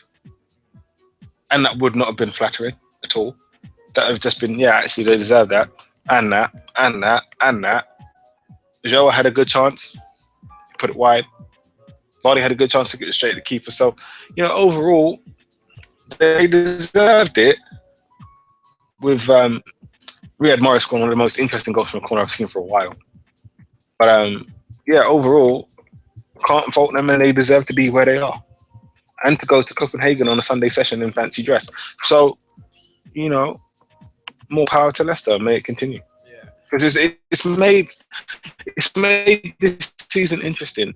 Their and Chelsea's decline of what has been what's made this season interesting for me. Do you know? Staying with it. We'll have you jump in first.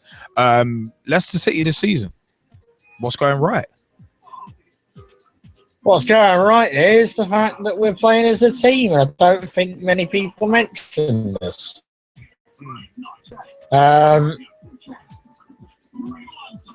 We've done very well for what we are, a strong-minded team, and I think we can challenge for the title. Call me crazy, but Alex Ferguson has even said today that he thinks we can challenge. Well, if you guys keep up this form, then you legitimately are challenging. And right now, as it stands, you're top, so you are challenging. So it's a case of it's about, can you, with the FA Cup third round coming into play now as well, it's a case of, can you keep it up, and have you got the squad depth to keep it up? That's when it will start, because obviously, because you look at, say, bigger squads like Arsenal, they get a few injuries and then they start dropping off in like January, February. So it's one of them, was if they're struggling to keep up. I know you guys have got a smaller squad than them and there's not as much depth there. You could start to struggle. But I guess it's one of them ones you could potentially get in a couple of loan signings in January to over a bit, but then you don't want to disrupt the winning formula. It's just backup, so I guess that could happen. But, yeah, well, it might distract us, but see how it goes. Really, no, definitely. I mean, we just had Jennifer Evans on Facebook say, listening, guys. Gary Monk had gone on record this weekend as saying he's a better manager this year than he was last year. If this is true, how comes a better manager is not obtaining better results, better form, and motivation in his players? Just a question. Is it evidence he's losing the dressing room and the players' belief? Very interesting question. And Jesse Fizzle did mention about reported bust-ups. I mean, a good team doesn't just turn to crap overnight, as Jesse Fizzle will well know, with United. And as my boys in Liverpool will know. But it's a case of there's something going on behind the scenes that we're not seeing yet. We'll probably see it at some point, but we're not seeing it yet. And it is making things interesting.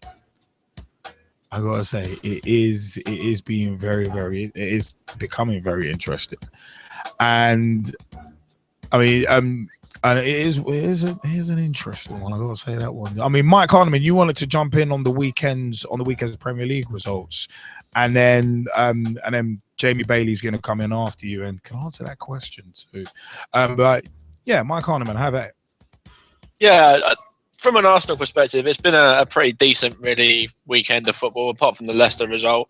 Chelsea dropping points again, just more laughable every week.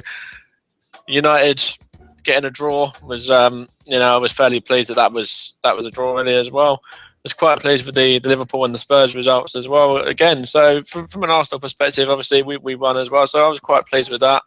I think we've got Ramsey coming back in now. He looks pretty good really at the weekend for someone that's been out for a couple of weeks. So I was quite pleased with how he performed. But yeah, from an overall perspective on that, I thought Arsenal were pretty good, pretty solid. Giroud, I don't know what he was doing there. Like I said in the chat, if he was a world-class striker, he wouldn't be anywhere near there. It'd be kind of on the halfway line, looking to break from the corner once Petr Cech or Mertesacker or whoever's dealt with it. So what he was doing there, I don't know, but he got his rewards with his goal as well in the second half. So yeah, overall, apart from the own goal, I thought it was a pretty decent performance really from Arsenal. The other games, Chelsea and Bournemouth, I watched that and I was very impressed with Bournemouth, the way they defended, the way they went about taking the game to Chelsea really, in the last sort of 10-15 minutes as well. I was very impressed with them in that one, and I thought they fully deserved the win there as well. I thought they were the better side. Very, very organised at the back, and for a side that's just come up to be able to go and do that at Stamford Bridge, the home of the defending champions, was it was a fantastic victory for them, and thoroughly deserved one at that as well. And very similar can be said about Stoke really against Man City. I thought Stoke dominated it. They looked brilliant, and Arnautovic was probably a contender for Player of the Week, and with the stuff that he done in that game. So yeah, that's my overall view on that really. I'll ask you this thing after, but it's a case of Walcott both featuring in that match. How important is that, considering the festive Christmas? How important was it that them two featured? Very, very important. Really. Obviously, we're missing Alexis. We're missing Coquelin at the moment. We're missing Santi Cazorla as well. He's going to be out for the foreseeable future, sort of 3 or 4 months. So, for Oxlade-Chamberlain and Walcott to come in, Walcott will give Giroud some competition as well, which is what he needs really at the moment. I think he's been kind of getting a bit complacent, thinking, right, my place in the team is guaranteed whatever I do. So I think the complacency has been setting into him a little bit. So I think that's going to be a bonus factor there, and hopefully that'll make him work a little bit harder on scoring goals in the right end, and a couple less of what he done at the weekend for the equaliser. But yeah, overall, I think Walcott is another option to have. He's a lot more pacey than Giroud, completely different player, especially bringing him off the bench. And with Oxlade-Chamberlain as well, I think when we're missing Sanchez and Cazorla, we need someone that's going to, be a bit creative as well, and a bit, he's got quite a good turn of pace on him as well. And Yeah, I just think those two coming back in crucial, really, and just very, very pleased that they're back. Pleased that Ramsey's back, and just hopefully these injuries can sort of stay clear now, and we can get a few players back and actually have a right good go at the title this season. No, I hear that. I mean, Jamie Bailey, you wanted to jump in on the weekend's results as well, didn't you, from the Premier League? I'm gonna pretty much forget about the Arsenal game because the game was done to Sunderland. It's not much that I really need to talk about apart from the fact that the performance was pretty much standard with Arsenal performances around this time of the year. All right, cool. So what results are you going to do? I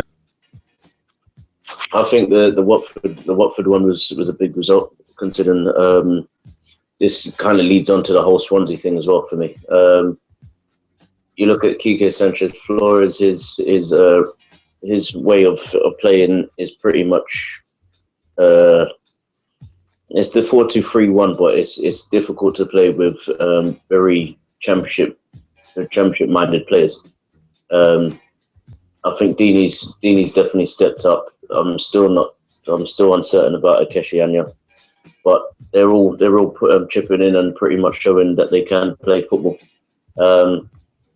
In terms of the whole Swansea thing, to bring David Moyes to a club that plays football, I mean football on the floor, it's pointless because as you've seen with Everton, we had enough time just to kind of blend in a player that would probably win the ball in the air, and like Duncan Ferguson, win the ball in the air and then bring it down and score from there. Didn't really have to do much in his teams. The same thing he'd done with Real Sociedad. So he's a lot like Benitez, all about the team. And if a team makes a mistake, then everybody's pretty much doing the same thing.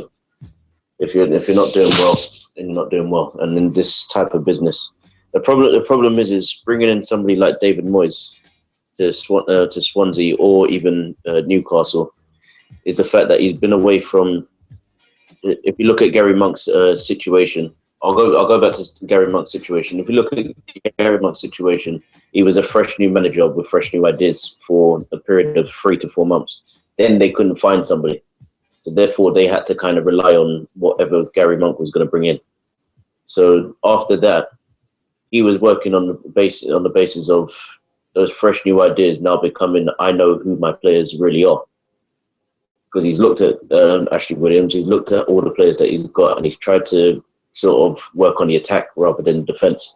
Defence was obviously solid last season for him. But you look at the attack, and after they lost Wilfred Bronny, I think that's when they kind of knew that things had to change. And if there's a bigger issue here, then it's Gary Monk not being able to either bring in the players that he wants or not utilise the players that he needs, especially in games on a Saturday. Nathan, I don't know why he allowed Nathan Dyer to go to Leicester City on loan for the season. That's beyond me. Looking at some of the other players that he's kind of let go, probably should have kept them a little bit longer or replaced them with better quality. But you look at Swansea, they were punted above their weight with the Europa League, especially when they got Michael Laudrup in. And now it's the case of consolidating their place for the next 2 or 3 years. It's consolidated place for the next 2 or 3 years before they can actually start looking towards maybe even expanding the stadium, or maybe even bringing in another 2 players just to kind of boost jet sales. So it's more towards off the pitch than on it that they're working with, especially with what's his name, especially with Gary Monk. I think it's the same thing with Chelsea with Jose Mourinho. They've just put in a bid for a new stadium, and he's had to get rid of some players so that they can have enough money for the new stadium. Same thing with Arsene Wenger. He's done it over a period of years, and the only difference is with the Premier League, you can't play the youngsters if they're not ready. Because if they were, then he would have probably brought in 2 or 3 from previous years. But when you don't have that option with the directors and everybody else, there's only one way of looking at it, Either you win or you're out. And that's what it's been about. It's at Premier League level, you have to get the results. Championship, not so much. League 1, League 2, it's about developing the player. Then you get when you go to a championship and you're playing against elite players, you can't play youngsters against. The only time that it kind of worked with, was for West Ham, but you look at West Ham, they already had some of those youngsters playing in the Europa League. But overall, there are certain things you can't do in the Premier League that you might be able to do at other clubs in the Championship. And that is, as a coach, talking the way that I do, is how it really is. The pressure is basically on you just to kind of succeed in your first 4 games. After that, you've got your reputation pretty much precedes you either before or after you leave the club. If you can't keep up with a winning mentality, you're basically out. It's just not a choice. So you might say that the tiki-taka football is working. You might say counter-attacking football works, but with Gary Monk, he's not really got the option. His option is either I win or I'm out. If I want to develop a player, I can't. If I do have a player that's developed already from the academy, can I bring him into a team that's already pretty much? Does he fit the character of the team? Can he play the way that I want him to play week in, week out, and be consistent? And it's the same thing with Leicester. As I said with Leicester, the only way that Leicester can keep up is if they look to the top 6. Well, the thing is though, we are in somewhat of a fickle time when it comes to football, and the fact is, I can't remember who said it exactly. It might have been that American football coach Vince Lombardi, where it's like winning isn't everything; it's the only thing. And this is one thing that we've discussed on many a show, where it's a case of the only thing that matters is winning, and no matter how you do it, just win. And even then, some people complain about the way you do it. So it's one of them ones where if you ain't winning, then your job's on the line. And then obviously the time issue then comes into it. The world's most precious commodity, which is time. And then that comes into it. So you don't get that much because, well, every win literally costs you money. So because of what's riding on places at the final shakedown in the end of the season.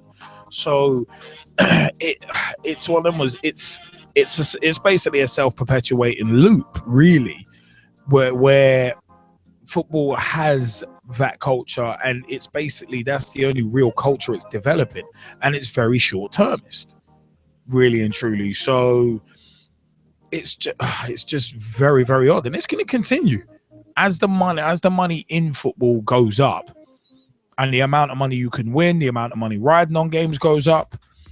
It's just going to continue. And that's, hey, it was one of them was, to be perfectly frank. That's the facts, Jack. Speaking of facts, actually, Everton Crystal Palace finally has a couple of goals in it. It's 1-1 at the moment. Scott Dan put Palace ahead on 76 minutes, but Romelu Lukaku equalised 5 minutes later on 81 minutes. They've currently played about 87 there. 1-1 in the Premier League between Everton and Crystal Palace. So, yeah. It's one of them ones. It's very interesting. Very interesting. But you know what? It is one of them ones where we do have to move on. We do have to move on. But what we are going to do, we are going to have a little quick pause for the cause, and then we will be right back with a bit more of your Monday Night Football and Fix. We've still got a lot more show left, and we'd like to thank our Skypers for their opinions so far.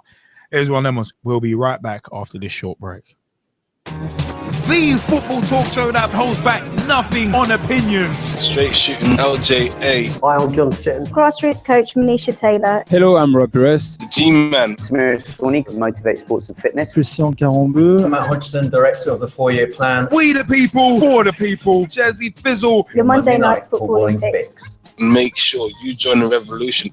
the pitch is where we eat. The pitch is where we sleep. And the pitch is where we talk. Each and every Monday night of your lives. At youtube.com/pitch talk. For podcast links and information, check out our official website, www.pitch.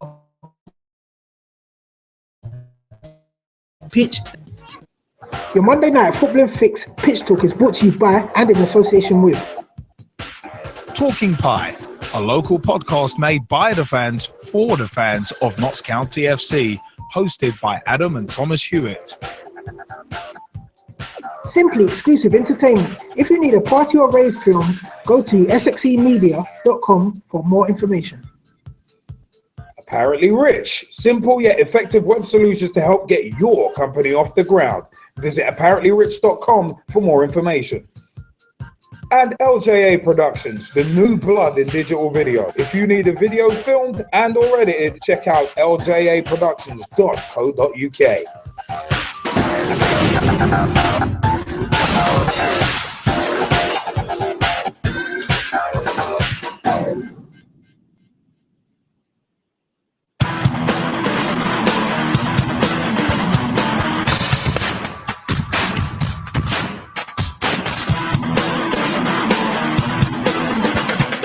LJA Productions, the new blood in digital video, offering video production services such as video editing, video encoding for the web, including YouTube and Vimeo, audio recording, news, promos, and much more.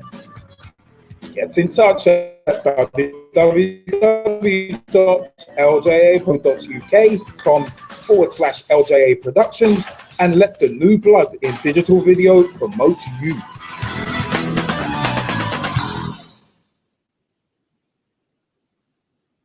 Pitch Talk is brought to you by and in association with the one-stop shop for all your coaching needs, Motivate Sports and Fitness. Check out motivatesportsandfitness.com for more information. The new football culture magazine, Thin White Line. Check out thinwhitelinemagazine.com for more information. Storm FM with new hot releases played daily. Feel the boom at stormfm.net. Two girls with their Bonnie Scotty trying to cover as much women's football as they can. Girls on the Ball. Check out girlsontheball.com for more information.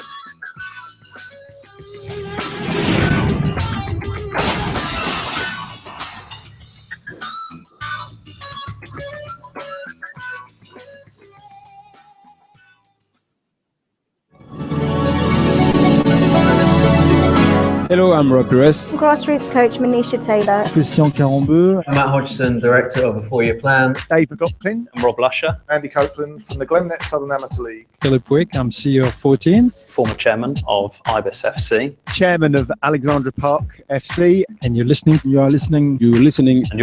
Pitch Talk. The only place to get your Monday night footballing fix. Because the pitch is where we eat. The pitch is where we sleep. And the pitch is where we talk. Make sure you join the revolution, the football revolution.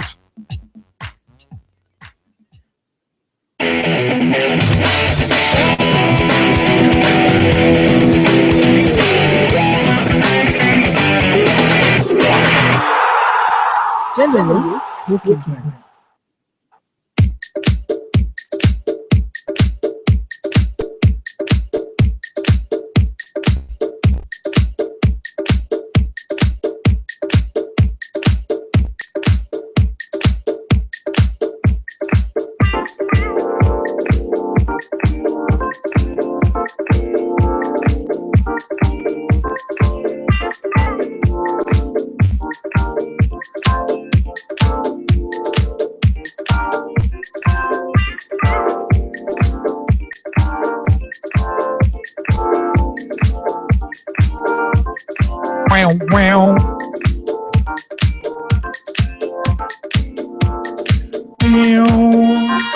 Ladies and gentlemen, boys and girls, children of all ages, it's still not quite full time at Goodison Park, 'cause it's Everton 1, Crystal Palace 1-2. nearly finished in that game, but we're still alive. Why? Because this is Pitch Talk. Yeah, it is one of those where we are on general talking points. Gary Neville has been named on December 2nd, 2015, was named as the Valencia head coach. Former Man United and England defender Gary Neville has been named as Valencia's head coach until the end of the season. The 40-year-old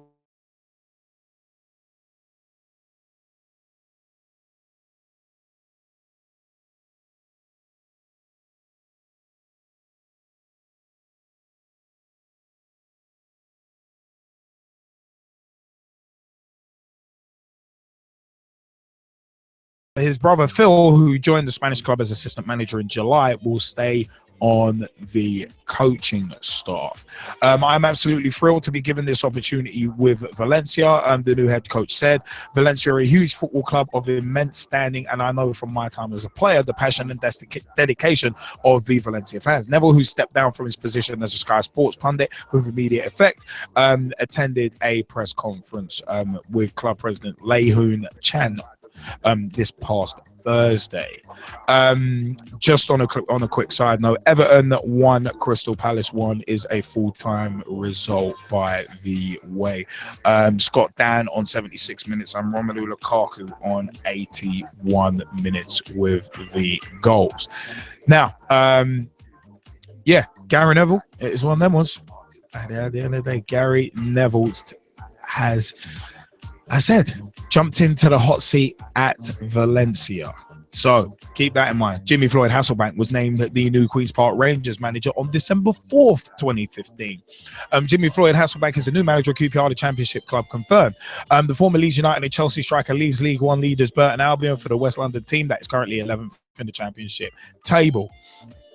Yeah, he joins on a one-year rolling contract and has taken charge immediately at Loftus Road. But QPR's next game is not until December 12th when they entertain Burnley. The 43-year-old Dutchman moved to the Pirelli Stadium 13 months ago and led Burton to the League Two title in May. So far this season, the Staffordshire club have won 13 of their 20 League One matches and are on top of the table by 2 points. Since Rangers sacked Chris Ramsey in early November, Neil Warnock has taken temporary charge. The club have won their last 2 matches under Warnock, including the 1-0 victory at Reading on Thursday evening, which we mentioned earlier. Hasselbaink, who will be joined at QPR by assistant manager David Oldfield, admitted he had to think long and hard before making the switch. He said it was not an easy decision to leave Burton, but when you get the opportunity to come somewhere like QPR, it was something I couldn't turn down.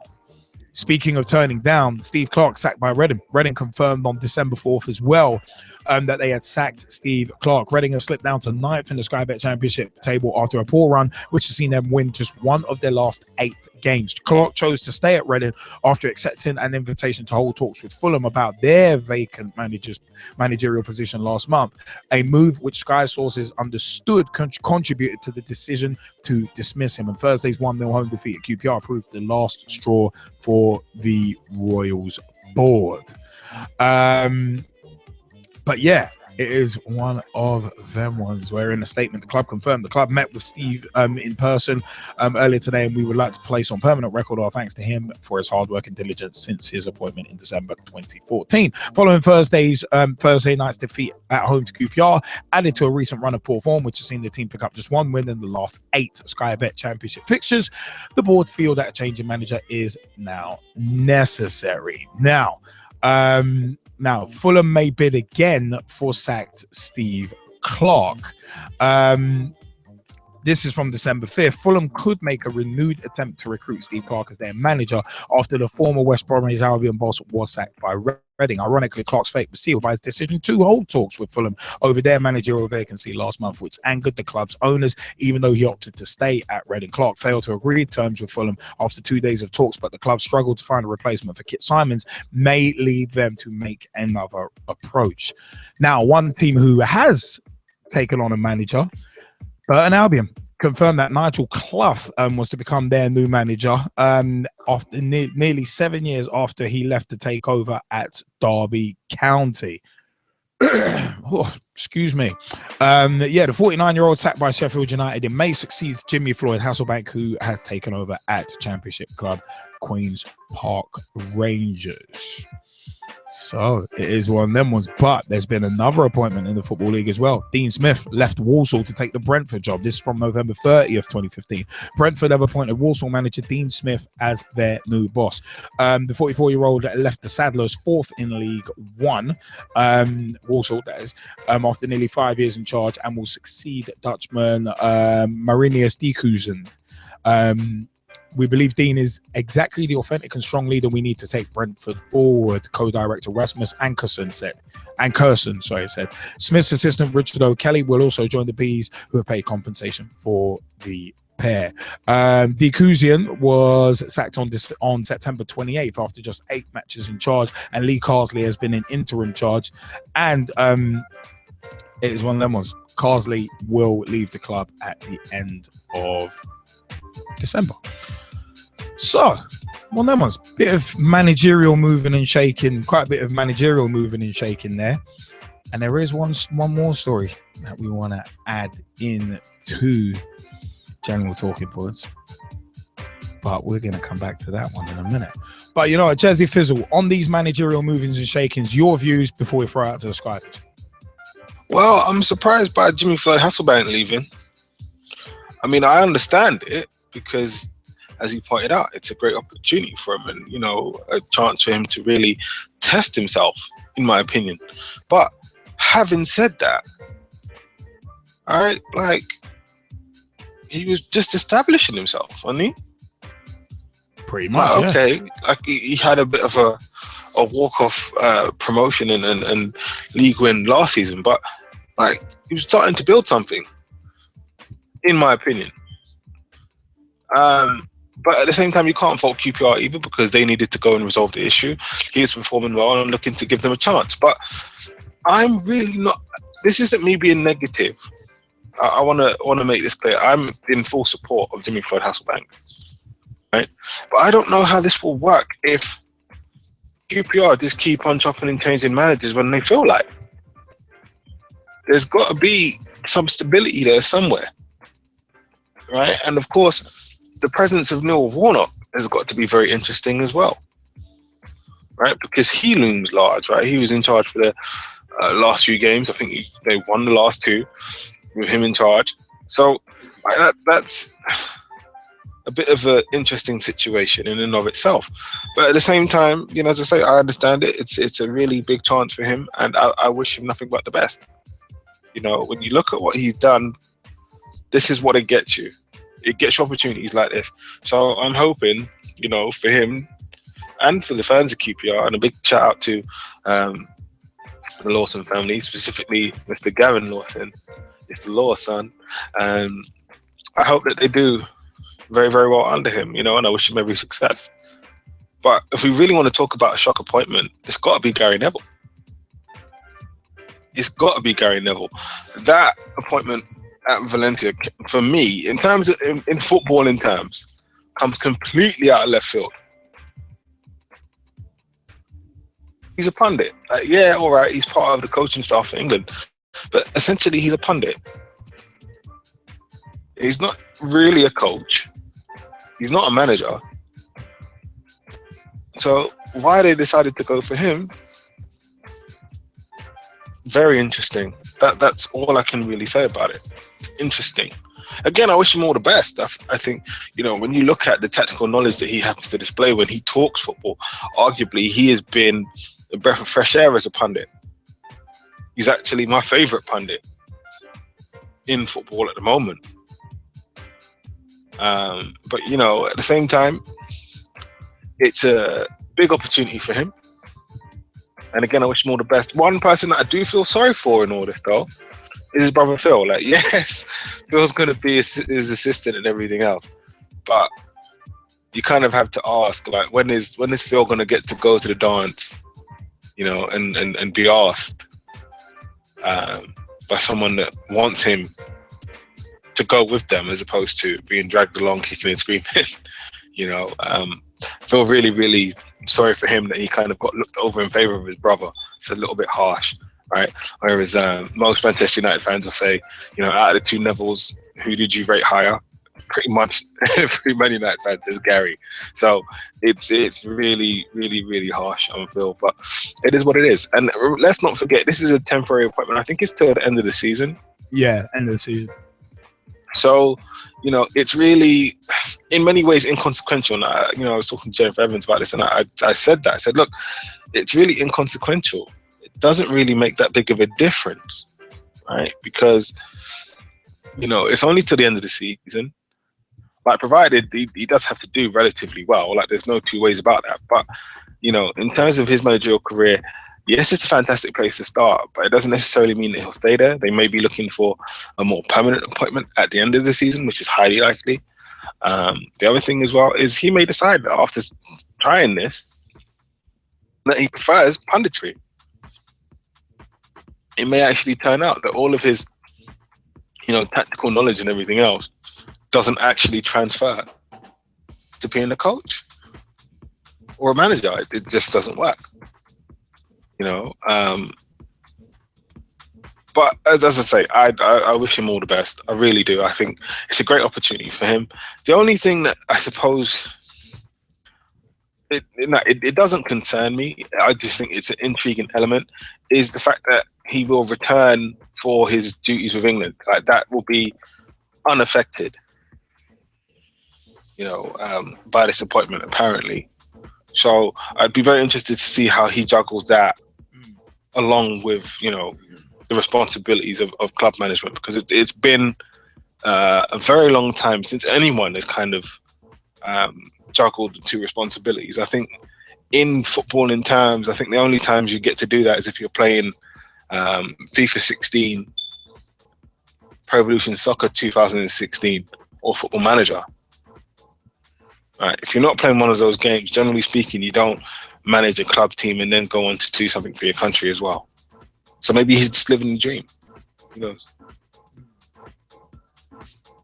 No, I hear that. I mean, it's one of them. It is going to be interesting to see how Neville actually does the delicate balancing act, especially when the preparations for Euro 2016 start really ramping up. That's like, let's say like March, April, the sharp end of the season, the business end of the season. That's going to be when Euro 2016 preparations are really going to start ramping up. So that, I think, is going to be, is it going to be a case where he's going to take his eye off the ball with England, or is he going to take his eye off the ball with Valencia? Because it's going to be hard balancing both, especially when you're in a different country. In terms of the Valencia thing, I mean, obviously Valencia being in Spain and England are going to be doing their training and their work here. So if he's doing his diligence and his research, then boy, he's going to have a lot more on his plate, because not only has he got to deal with everything that's going on at Valencia, in terms of on the pitch, coaching, off the pitch, and that kind of thing as well. He's also got to learn the language. And he has actually said himself, you know what, I've got to immerse myself in this. I've got to learn the language because I don't know Spanish. So that's a lot to take on for a few months. So we'll see. But I mean, it was also interesting that Neville himself actually said, you know what, I got offered this job, and if I didn't take it, it would have damaged my credibility. I don't think it would have, but at the end of the day, it is one of them ones where questions would have been asked if people found out that he was offered this job and he didn't take it. It would have been like, okay, so he's not willing to put his money where his mouth is. So it would have hurt his credibility a little. So I think he's kind of right on that. But I think it would have been people. I think it would have been people who watch football, the pictures, who would have questioned his credibility if he didn't take this job. That's where I would look. That's what I would look at.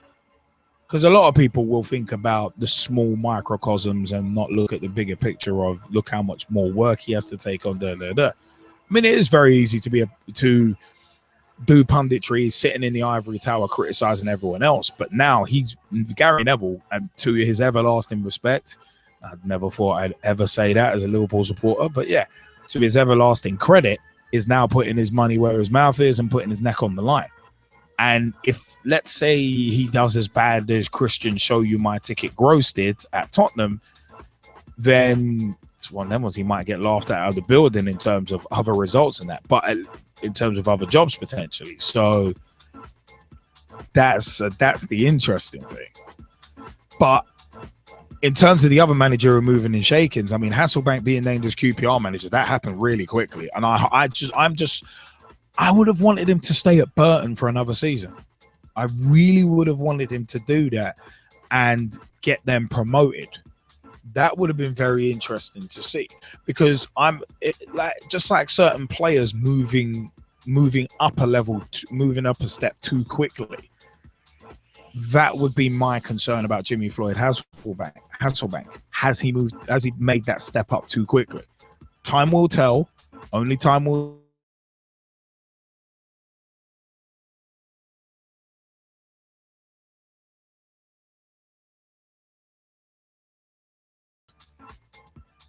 For me, that's another thing. So I really don't know. I really don't know what's gonna go on with that. So it's gonna be an interesting one. Steve Clarke getting sacked by Reading. Well, Steve Clarke going for talks with Fulham burnt his bridges. It burnt his bridges anyway. It's like, if you're with the goldfish bowl that football is, you going to talk to another club whilst you're in a job and if that gets made public, that's always going to look bad on you. Whether your current club sanctioned it or not, it's always going to look very bad. It's always going to look very bad on you. And in the football, on Football League tonight, the interviewer was actually well within his rights to ask the question that he did. Like, do you think that you, like, having talks with Fulham has kind of soured things with you and the Reading fans? Do you think it's kind of hurt you? And Steve Clarke, with his incredulous response, what kind of question is that? It's like, bro, it's actually a very good one. I don't often credit the parasitic media, as I like to call them, but it's one of them that is a legitimate question. Because I think it burnt his bridges. It burnt his bridges. I mean, if the board actually sanctioned it, then it's one of them ones. At the end of the day, the fans will have to look at the board as basically burning bridges for Clarke in that regard. But if the club didn't sanction it, then who's the defender on Football League tonight? His name escapes me. But he came up with the funniest analogy that I'll probably hear all day about it. And it's like, that's like going to see your ex-girlfriend and not telling your wife. And it's like, whoa, like that's a rather risque analogy. So it's one of them was, there is that. So Steve Clarke, I think, burnt his bridges going to talk with Fulham. But I think you raise a valid point though, right? Whereas what we don't know and what isn't being reported and what isn't being said at the moment is, did the board sanction it? Right? And I think when you look at it, I think he had a good enough relationship with the board and with the club and with the fans to not do them dirty like that, to be honest. But obviously, because fans are tribal, they're not going to see it in that way. They're going to see it as, oh, he went to talk to them. Oh, he wants to leave them. And then boom, damage done. Well, potentially, yeah. But as I said to you, let's say, for example, in a purely hypothetical scenario, right, that the board did sanction it. That actually says more about the board and the relationship with him than it does him and the club and the fans. Do you see what I mean? So, because we don't know, let's be honest, everything's just conjecture at this point in time. Right? And I can understand his incredulous response, to be fair, because if in what's not been said and not been reported, there was actually a gentleman's agreement in there somewhere, it's actually understandable for him to be like, what are you talking about? You see what I mean? And if he was to go and talk to Fulham, there could be so many different factors with that. Do you know what I mean? Family being one of them. Money being another one. Right? So if you go factor in those two things, you know, and I say this from my checkered past as a recruitment consultant, right? If you can go and offer someone more money and bring them closer to home, generally speaking, they will leave whoever that they're with as a recruitment consultant and jump over to you very, very quickly. So, you know, that part of it, we don't know. We just don't know. It's not been talked about. It's not been reported. And until that part comes out, I'm actually with Steve Clark on this. I think his incredulous response comes from, you don't know all of the story, so why are you asking me that? If you know all of the story, you probably wouldn't ask me that. But there's no guarantee of that, though. That's the thing. So as you said, there might be a gentleman's agreement. So you never kind of know, really. I mean, it's one of them ones though, where I think that situation, as I said, I think Steve Clark burned his own bridges.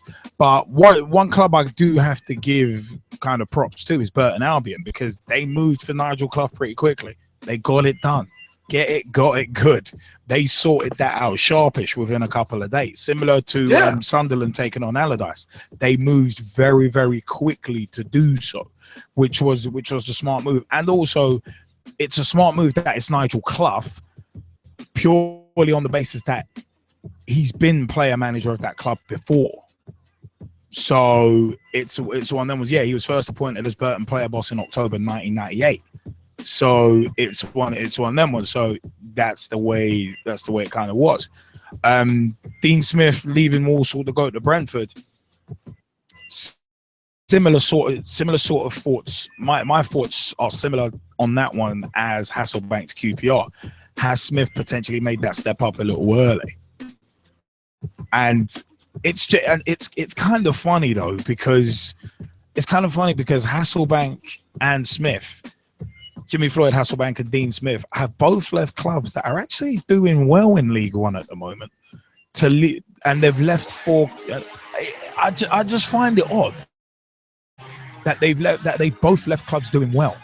I mean, Dean Smith's Walsall, 4th in League One, and Burton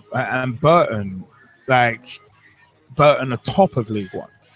So it's like, I just don't get why you would. Yeah, these two are big opportunities, but I don't know why. I'm just a little befuddled as to why you would kind of leave those two clubs in those situations.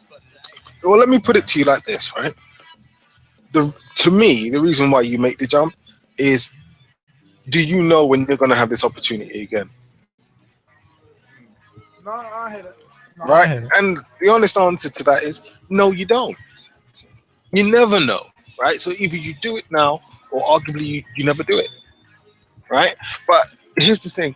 If managing in League One is all that you think you're capable of, and you're happy with that, and don't get me wrong, I'm not looking down at a League One football manager, all right? They're more of a football manager than I am. And I struggle in football manager. And my good friend, Mr. Mark James Lynch, he will actually hired me formally from football manager.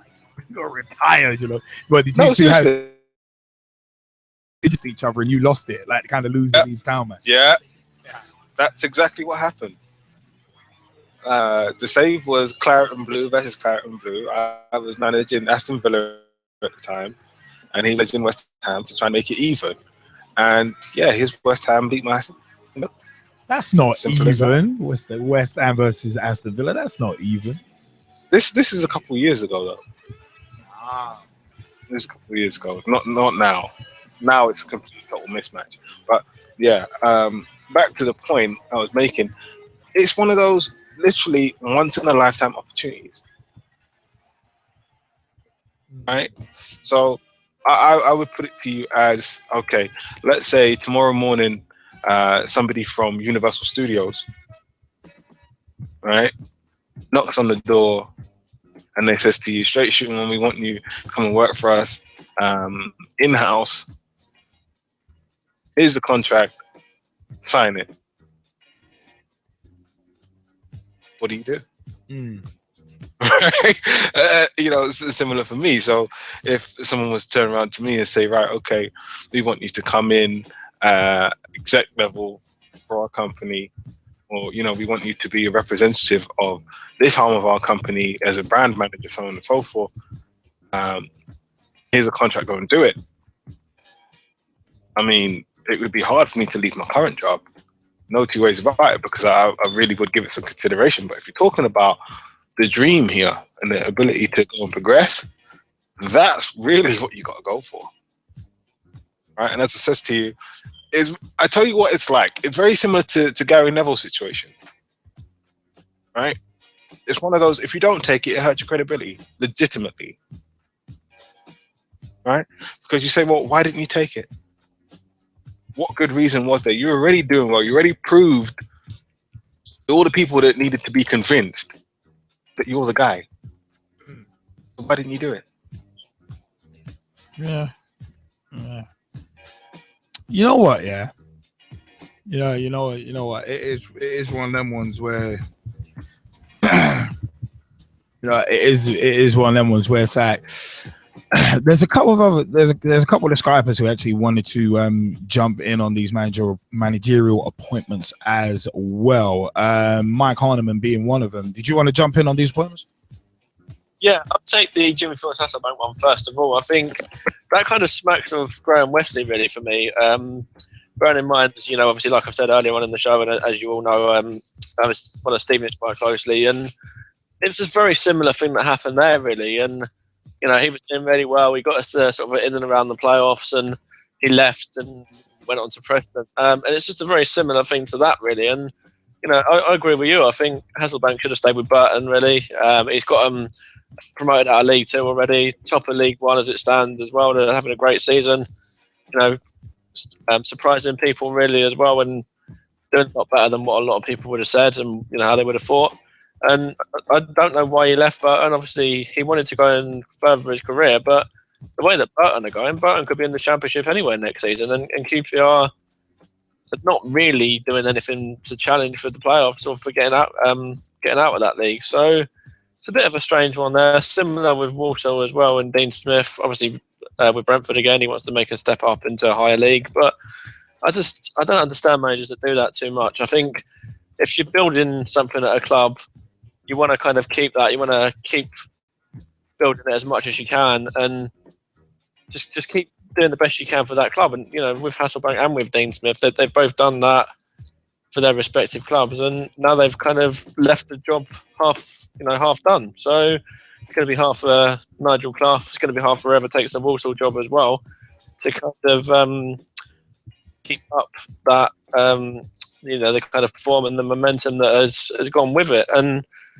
we had it with Gary Smith when he took over down here, and it was a lot of pressure for someone to kind of come in and, kind of pick up where the other guys had left off. So it's really difficult there, and it's going to be hard work for both of those clubs now, I think. No, definitely. I mean, Ryan Sonley, you wanted to jump in on these managerial appointments as well, didn't you? Yeah, well, the Gary Neville one to Valencia, I thought it was a bit of a shock one, because obviously Neville was punditry for Sky Sports since he retired from professional football. And I thought, well, I think he'll do a good job out there, because obviously he's been coaching players for England, and I mean, he might take that into consideration and do well. All the best to him there. It was a bit of a weird one. Jimmy's doing such a good job with Barton after what he got left last season, getting them up from League 2 to the League 1 and winning the title. So, I mean, I could see him doing a good job there as well. So, good luck to Jimmy and all at QPR. Nigel Clough to Barton. I wasn't actually shocked by this, because Nigel Clough has managed and played for Barton he played for Barton in '98 and went on to manage them, and then obviously moved on and then came back. So I think it's a very good appointment for Clough and Barton, and I think he could push them even further, because he got them into the Football League. Clark sacked by Reading. I could see this happening, because obviously Clark was wanting to talk to Fulham. I mean, he spoke to Fulham. Now he's been sacked by Fulham, by Reading. It's going to open that gate to him going to Fulham, I think. And Dean Smith to Brentford, I think this was a bit of a more of a shock one for me, because Walsall are flying high, the same as Barton, but Dean Smith was a flying manager with Walsall. He's been with them, 2, 3, 4 years, and I think he could have got them up. And all the best of Walsall still. I think he'll do a good job at Brentford, but hopefully they can do well. No, definitely. I mean, it's one of them was when one manager leaves another club, it's like, all right, what happens to the club he left? But I said, at least Burton have moved quickly to actually replace Hasselbaink. I think that's always one of the important things, to move quickly to get a replacement in that's going to fit your club. But I mean, Jamie Bailey has said my problem with Jimmy going QPR is that his reputation will have an impact, as it has with every other manager post 2009 when they didn't have money and were around the relegation zone, which is an interesting point in itself. I mean, Russ Vernon, you wanted to jump in on these points before we move on to our next point as well. Yes, and you've come to me at the right time. I've just finished that Yumi cookie that I mentioned in the Skype chat. Very nice it was indeed. Now moving on to the managerial appointments, and I'll take those in reverse order. Starting off with Dean Smith to Brentford. I think that's why Rice says it was I thought it was a strange move with him doing particularly well at in League One at the moment. And he comes to Brentford and they get a win and a clean sheet in the manager in his first game in charge against MK Dons on the weekend. Fantastic result there. Also, speaking of that, Dean Smith, when I was speaking to a friend of mine, Gabriel, and he was at the game. He was at the press conference that Dean Smith, when he was unveiled on Wednesday, and he says it was very interesting. Main points is the club aims to get to the Premier League, and Dean Smith's playing style, which suits what Brentford are looking for. He says that was from the press conference, which was done on Wednesday. Steve Clark sacking by Reading. Now, I says I think it was on the cards ever since he spoke to Fulham and rejected Fulham. He said to the fans and the board, judge me on results. Just after that, Dean wasn't positive. Judge him on that. Decided to get rid, for me, correct timing. Up to Burton, I saw this morning when I was on the way to work, and that's why I sent it over to you guys here at Pitch Talk on the Facebook group. And I think it's a good appointment. I think it's very good by Burton to act very quickly in replacing Jimmy Hasselbaink, I'm going to mention next. And I think it's going to be a good appointment. I think he'll do well, and I think he's going to continue what Jimmy Hasselbaink started, and hopefully Burton can play in the Championship next season under Nigel Clough for Sheffield United. When he was there, he didn't really do much good for Sheffield United, but maybe, like we always say, one club is where you're best at, and maybe Nigel Clough is best at Burton Albion. Jimmy Hasselbaink to QPR. When I first heard about this, I thought it's going to be a good appointment. I think I listened to the press conference earlier today, and Finn said once all the applications that came in, and once Burton had given permission to QPR to speak to Jimmy Hasselbaink, the board and him knew it was the right decision, and he was the ideal man. I think he'll be able to take them forward. I think he'll continue what he was doing at Burton, getting him playing the same sort of style that he was playing at Burton, and I could see them climbing up the table and possibly getting into those playoff places.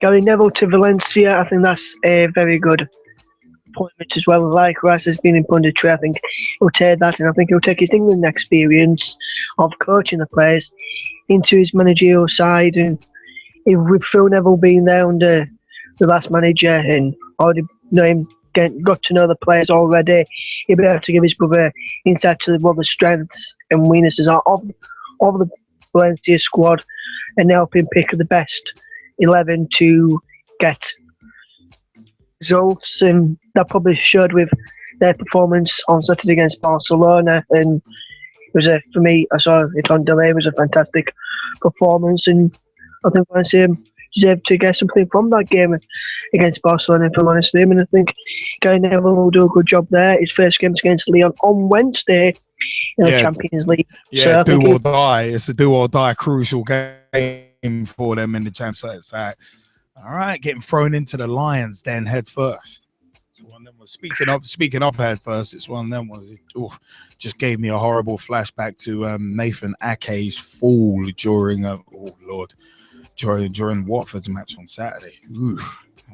That was gruesome. He's lucky not to get a broken neck off that. I've seen guys come up. I've seen guys not get up and have broken necks after a lot more gentler falls than that.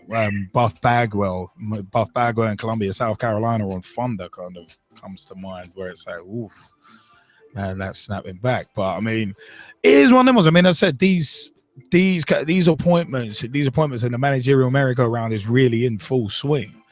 It's gonna be interesting to see. It is going to be very interesting to see where things kind of go next for the clubs that guys have left. I think that's going to be the interesting part. I mean, Jamie Bailey, you got to be quick. Got to have a quick one though if you're jumping in, because we still got to move on. But yeah, Jamie Bailey, have a quick jump in on these managerial movements and shakings. Yeah, I've already mentioned about Jimmy Floyd Hasselbaink. I'm not going to go on about that one. Going back to Gary Neville, I think it's not always worked in Spain for English managers, but to be honest with you, it might be a good appointment simply because if you look at the bigger issue here, everybody keeps talking about why don't English players go abroad or English managers go abroad, and you know what? To be honest with you, Ashley Cole's done it. I think the problem is that when you look at some of the English way, it doesn't suit Europe, and at some point it's going to have to if England are actually to go forward. The only thing is, if you look at Kit Simons and look at Roy Keane's choices not to continue with their respective double jobs. I mean, I think Kit Simons was assistant manager to Chris Coleman at Wales, and then managing Fulham at the same time. And I think Roy Keane had Aston Villa and Republic of Ireland. It's a big, massive choice that Gary Neville's going to have to make. England is not exactly a small country in terms of football. So to be honest with you, he's going to have to make a massive choice of whether Valencia, if he's going to help Valencia break in through the top three now, not just the top two, or if he's going to help England win the European Championships next season in the summer. I think it's a bit. I don't think it's harsh on Neville, because sometimes you do get that option of, you see when a manager is either good enough or not good enough to be to succeed at the club. It's probably a bit more harsh that it was his brother that came in, and as you pointed out to me, they've I think over the week I don't think they've even spoken as much. You never know. He could have been the reason why Gary Neville's there. He may not have been the reason. He may find it difficult to work with his brother, and in a couple of weeks' time, he decides to end. The biggest difference between the English Premier League and Spain, they take a break, and that's the difference. So how was Gary gonna take that break on, and how was he going to do it properly? Overall, these managerial things has not come as a shock, and it shouldn't really come as a shock to anybody else. Jurgen Klopp, Brendan Rodgers, all the others, they shouldn't really come as a shock to anyone, because it was going to happen this season, just like it did last season and the season before and the season before that. So, really and truly, why are we talking about shocks from managers to managers, managers to clubs, and blah blah blah? It's inevitable. It's not necessarily even talking about shocks. It's just talking about how things have gone down and the way things have gone down. Because then you got certain people who look like they burnt their bridges as soon as they've done certain things. You got certain managers who were not given that much time. it's everything kind of around it. And at the end of the day, hey, it's one of them. Just because someone or something is fickle, it doesn't mean it's right and it should be swept under the carpet. So that's where we kind of go with that. It's like football hooliganism still being somewhat prevalent in the game. It's a case of it may not be a surprise to anyone, but it still needs mentioning, and it also still needs to be basically criticized as well. So it's one of them was hey, we here are not fans of the managerial merry-go-round, saying that. No, we're not. But you know what? I'll make one last point before we move on, and that is that longevity and loyalty, for that matter, in football management is overrated. Okay, the likes of Sir Alex Ferguson and Arsene Wenger, okay, they are anomalies. Generally speaking, most managers do maybe 3 seasons tops, right? So the thing with managers moving quickly, because let's be honest, they get moved on quickly, they have to go and take the chances. They have to, right? Because the flip side of it is, let's say that both Jimmy Floyd Hasselbaink and what's the other guy's name? What with Dean Smith or Walsall? And Dean Smith. Let's say Hasselbaink and Smith both stay, right? And in the second half of the season, everything goes against them, right? It's highly likely that they would get sacked for such a poor second half of the season, because that's just how football is at the moment. Football is that way inclined. So if you know that really you've got half a season at best to try to stabilize, if you've had a very good start or a poor start, so on and so forth. Let's be honest, we're already talking about sacking Steve McLaren, right? And that's perfectly acceptable.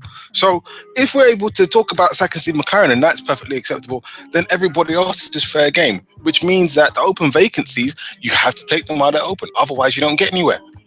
That's a good shout. That was a fair shout. It's definitely a fair shout. I didn't look at it that way, but that's actually a fair shout. It's a very, very fair shout. So, all right. One thing's for sure, there's going to be more moving and shaking. And you know what? That moving and shaking is going to begin here right on your Monday Night Football and Fix. No one's getting sacked. I just want to say no one's getting sacked. I mean switching segments, because we're going to switch into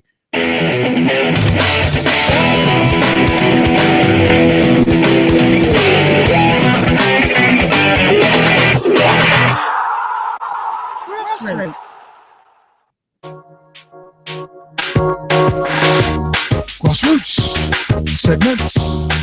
Yes. It is Grassroots. Yeah, we are as per usual, every week, our staple, the Grassroots segment. And that is where we are going right about now, daddy. Right about now is where we are in the Grassroots segment. So let's go into just a few shout outs. Of course, we always. No, it's not FIFA actually. It's one of them ones. You got to think back a few years. But yeah, it is one of them ones where we are on the Grassroots segment, and we usually start off by giving a shout out to the Southern Amateur League. www.southernamateurleague.co.uk is their website, and at 14SAL on Twitter. Give them a follow.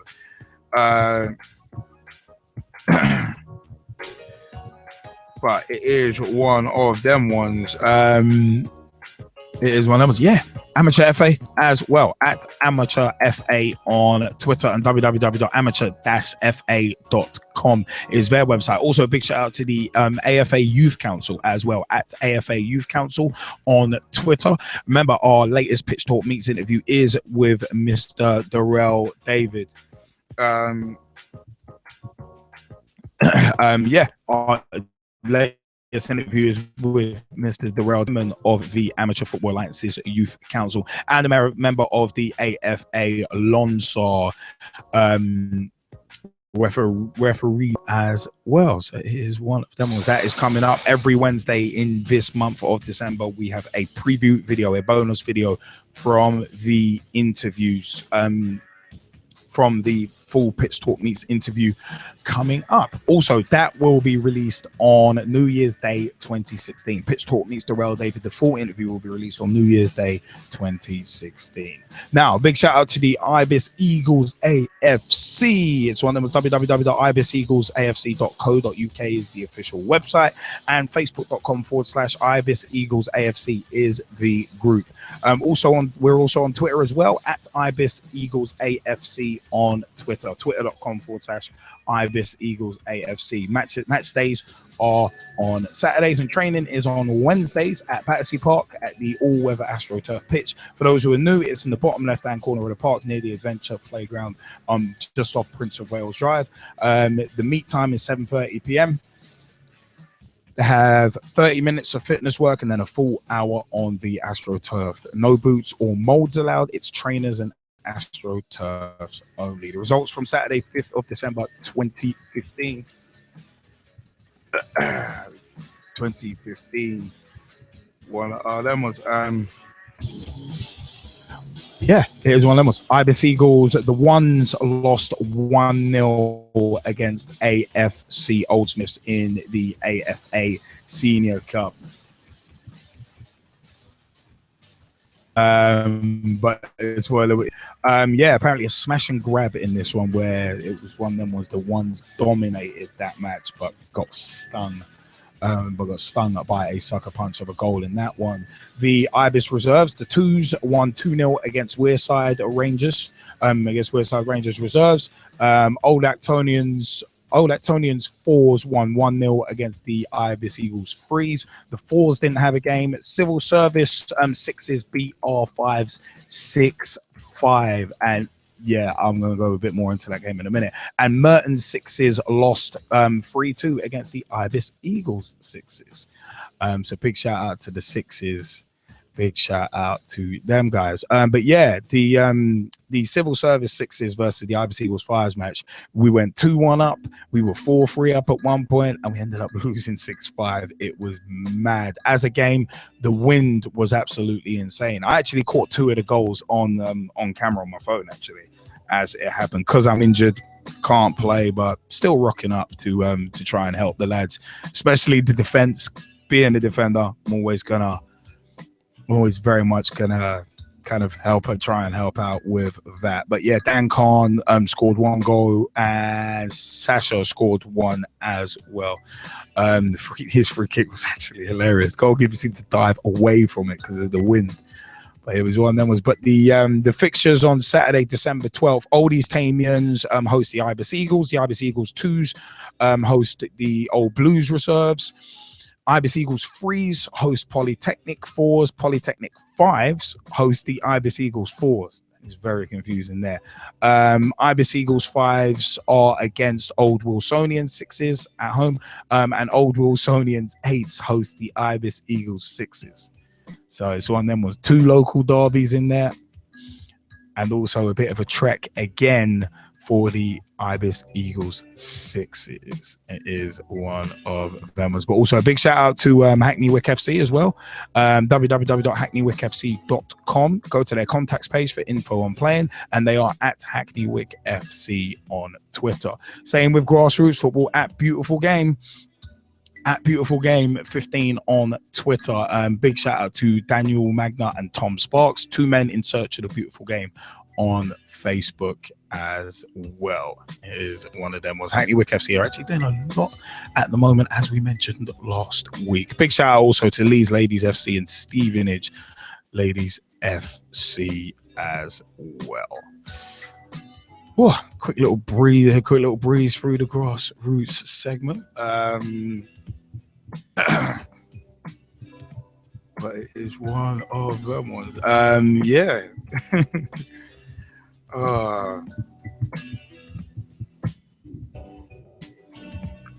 So yeah, it's one of those. Yeah, Grassroots. But yeah, with the Ibis Eagles actually this past Saturday, which is why my voice is a touch hoarse. It is one of those where we actually had our proper Christmas do at Riverside Sports Ground, and it was one hell of a lot of fun. Watched Chelsea Bournemouth, and then it's one of them was we came back to Pillars, and it was like, yeah, it was a lot of fun actually. Karaoke was apparently on the cards, but we didn't get to it. But we did do shots right at the end of the night. It's like those cheeky shots, the cheeky sambuca shots.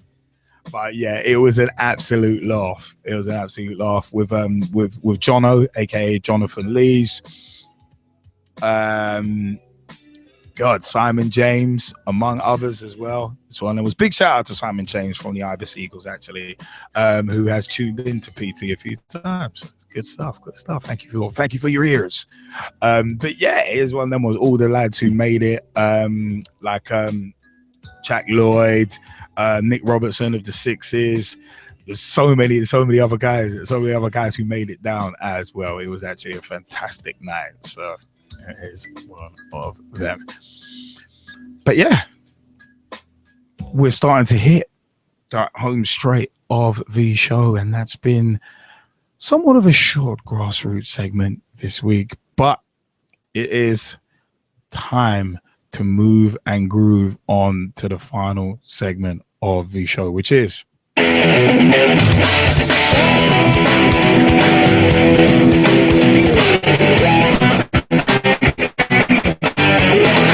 Stuff of the week.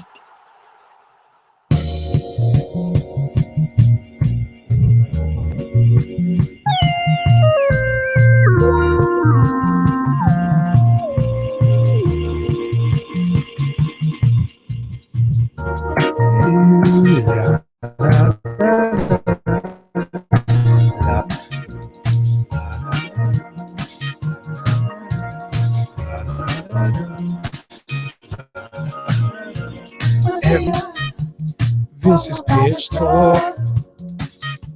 I'm on the mayhem.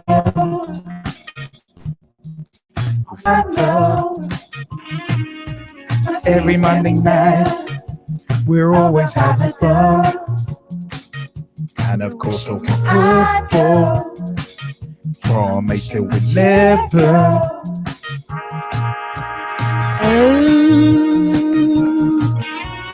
And it's Pitch Talk.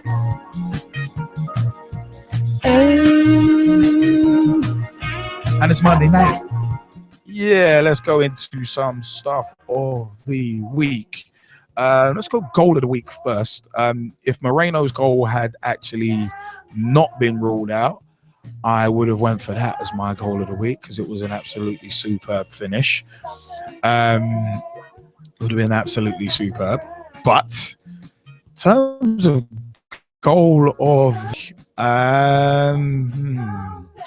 it's quite an interesting one actually. There's a lot to pick from. You know what? Goal of the week, Divock Origi for his goal against Southampton, with an honourable mention to Arnautovic for his 2 finishes against Stoke City. Both of those goals were very, very slick. So it's one of them was Jazzy Fizzle. Who you going for? Goal of the week. This is a tough one. But I'm gonna go for only be unheralded. I'm actually gonna go with Glenn Murray's goal against Chelsea. No, fair.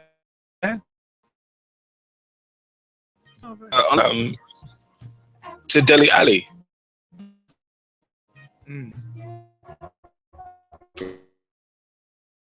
Because it's just ball in the back of the net, nothing else. No, I'll go with that. Jamie Bailey, who are you going for? Who are you going for goal of the week?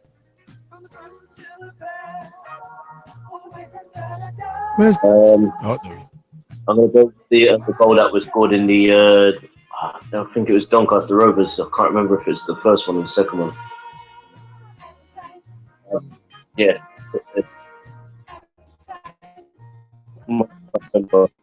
Rovers. The finish was pretty much up there.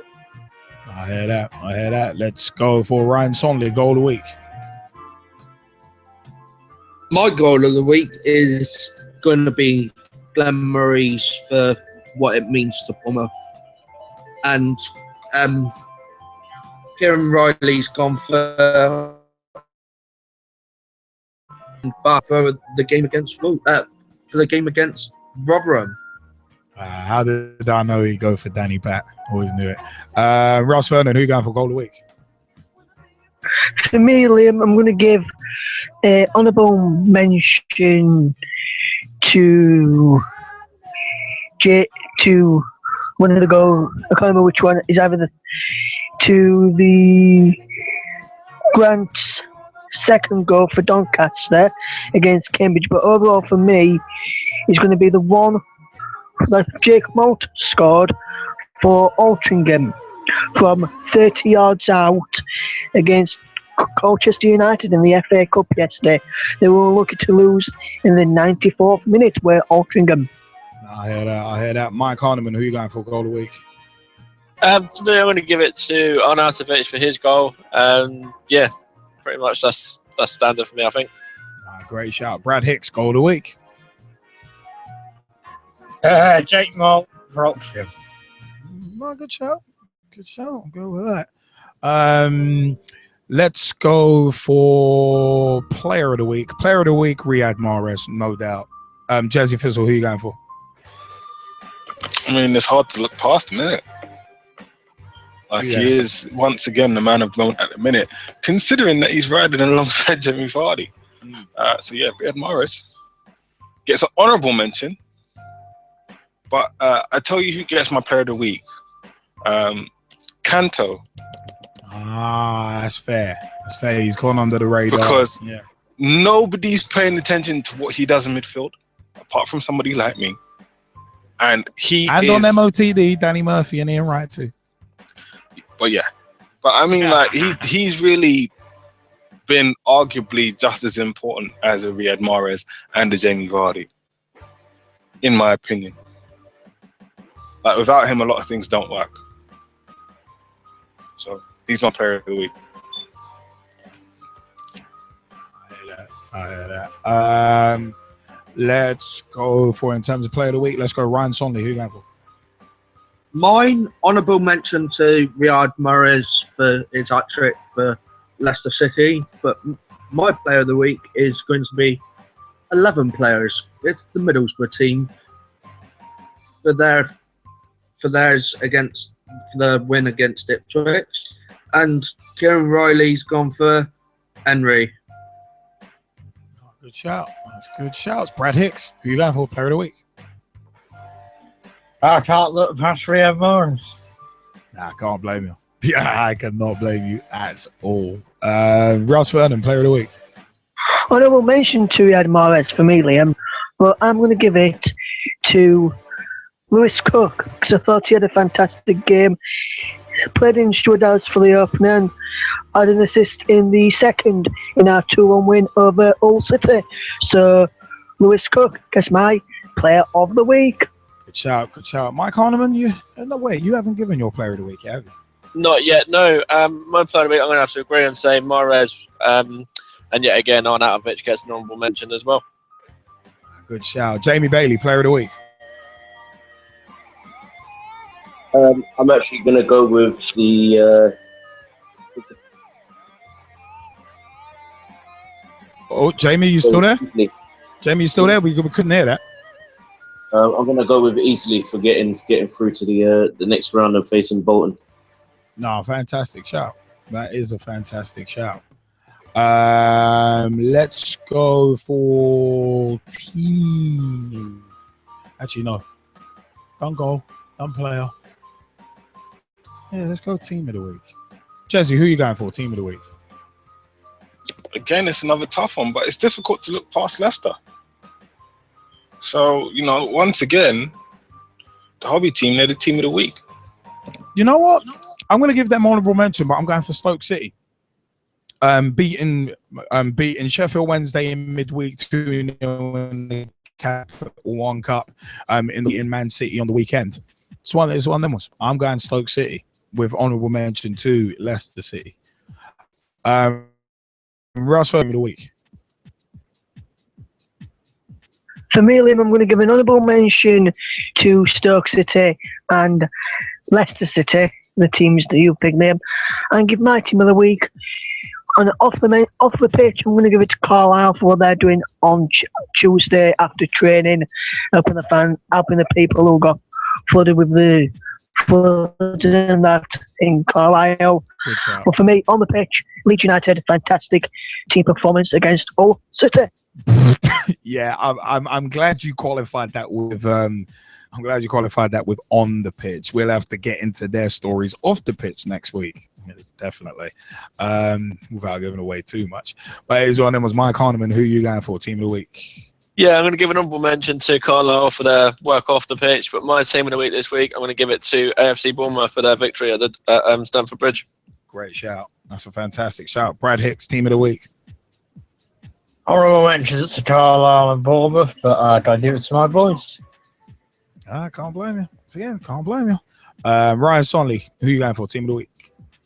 Honourable mention to Bournemouth, Stoke, but my team of the week is Middlesbrough for their excellent performance against Ipswich and going back top of the league. And then Kieran Riley's team of the week, he's going to always go for this. It's Wolves. Good shout. Good shout. Jamie Bailey, team of the week. I'm actually going to give it to, ironically, Borussia Mönchengladbach. You don't get many goals against Bayern Munich nowadays. Great shout. You know what? 3 goals in the first half is unbelievable. So you know what? Borussia Mönchengladbach, well done. Good shout. Good shout. Let's go now for flop of the week. Flop of the week, I gotta say, I can't point the turns. I can't turn. I'm not going to turn the guns inwards because there's no point in that. Honourable mention, very, very honourable mention to Leeds United in terms of flop of the week after the pie tax gimmick, which we'll more on that next week. But Chelsea, flop of the week. It's one of them ones. As soon as Mourinho was interviewed again, it's like, oh, we should have had a penalty. Oh, this, oh, that. It's like, dude, like your team ain't doing well. How about like instead of all the energy you're like using in terms of thinking of excuses, why not put that into training? I have to say Chelsea is flop of the week again because it was hilarious. The cheer that went up in the Ibis Eagles clubhouse when we were watching Chelsea Bournemouth and Glenn Murray scored. I literally asked the question: does anybody actually support Chelsea in here? Good. It was one of them ones. So Chelsea, flop of the week with very honourable mention to Leeds after the pie tax gimmick. Who are you going for, Jesse? Flop of the week.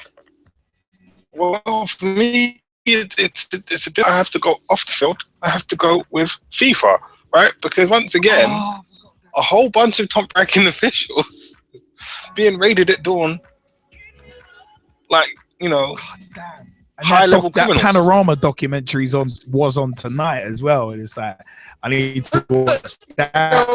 So for me, all of you that got arrested, you're my flop of the week.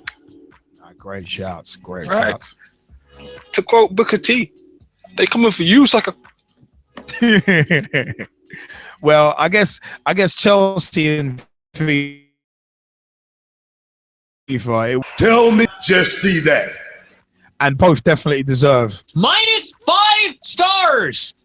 But the fact of the matter is, the whole thing with both sides can be described like this, especially FIFA. Hey, it's a disgrace! It's a disgrace! Hey, it's a disgrace! It's a disgrace! It's a disgrace! And I believe I'll leave it as that. Ryan Sonley, flop of the week. Honourable mention to Chelsea and Man City for me, but my flop of the week is going to be Ronald Koeman for getting his tactics wrong against Liverpool in the 6-1 defeat. And Kieran Riley's gone for Rotherham with honourable mention to Man City and Chelsea. Good shouts, good shouts. Russ Vernon, flop of the week.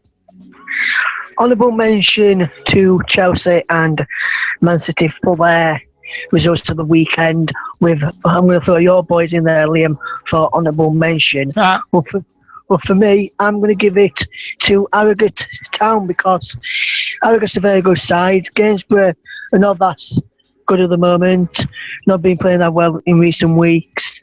And Gainsborough Trinity got a 2-1 win against Harrogate Town.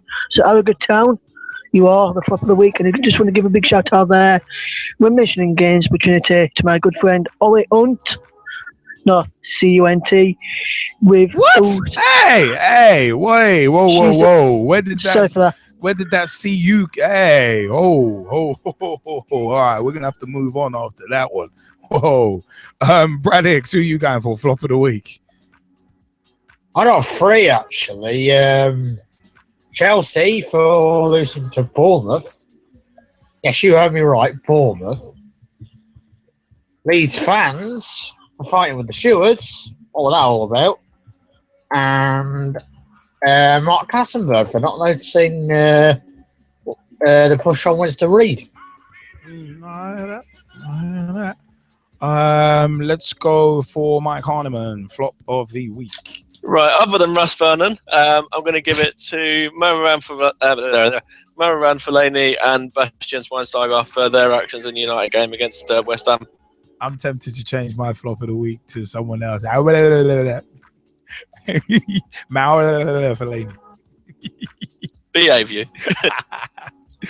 Let's go for Ryan Sonley. You haven't given yours yet. Flop of the week. I have already given mine, so you can get an honourable mention to having flop of the week as well. Listen, listen, you. If I want any crap out of you, I'll pick it out of your teeth. There we go. I'm leaving it as that. Jamie Bailey, who are you going for flop of the week? Well, apart from you getting it wrong, and Liverpool in the same in less than 24 hours, just over. I'm gonna kick this guy in the face, I swear.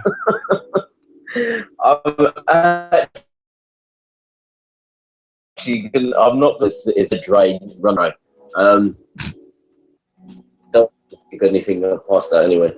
I'm actually gonna go with. So I can't go with Chelsea. I'm actually gonna go with Fulham because they are the only team, and it's more heartbreaking for me that I used to be at the club, but. And the only team that haven't got a manager, and as much as they did have a good performance in the first half on Saturday, results still stayed the same. They lost. So at some point, they're going to have to bring somebody in, and if they don't, then it's just pointless. It just looks heartbreaking more for me because I enjoyed my time at the club. Massively. So I'm going to go with Fulham this weekend. I should go with Northampton, but I'm going to go with Fulham this weekend. I hear that. It is one of them ones where, you know what, we gotta say a big thank you to all of the Skypers for their opinions this week, and also a big shout out to Tom Wood, who gave us a little buzz earlier in the show. But you know what, we have come to that time in the show where it is time for us to start vacating the place with a haste.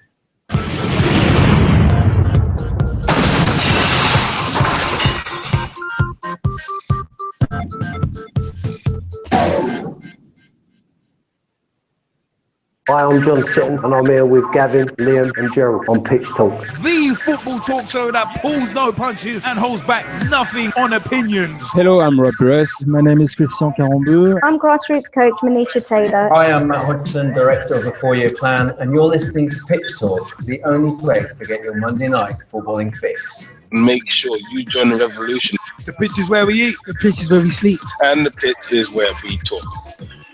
I'm Andy Copeland from the Glennet Southern Amateur League. Philip Wick, I'm CEO of 14. I'm Rob Lusher, former chairman of Ibis FC. I'm Samir Swanee, co-founder and co-director of Motivate Sports and Fitness. And you're listening to Pitch Talk. Ladies and gentlemen, boys and girls, children of all ages, straight shooting LJ, the G-Man and Jesse Fizzle proudly bring to you the football talk show that pulls no punches and of course holds back nothing on opinions, because the pitch is where we eat. The pitch is where we sleep. And the pitch is where we talk as well. It is one of them ones where we've had a lot of fun this week.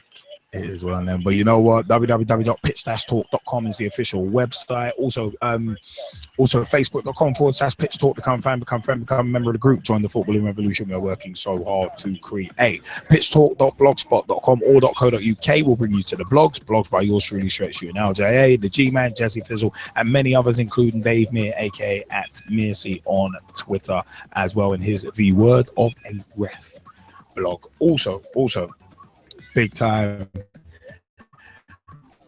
shout out to /Pitch Talk as well. Remember, every Wednesday in December 2015, we will have a brand new bonus video from Pitch Talk meets Gerald David.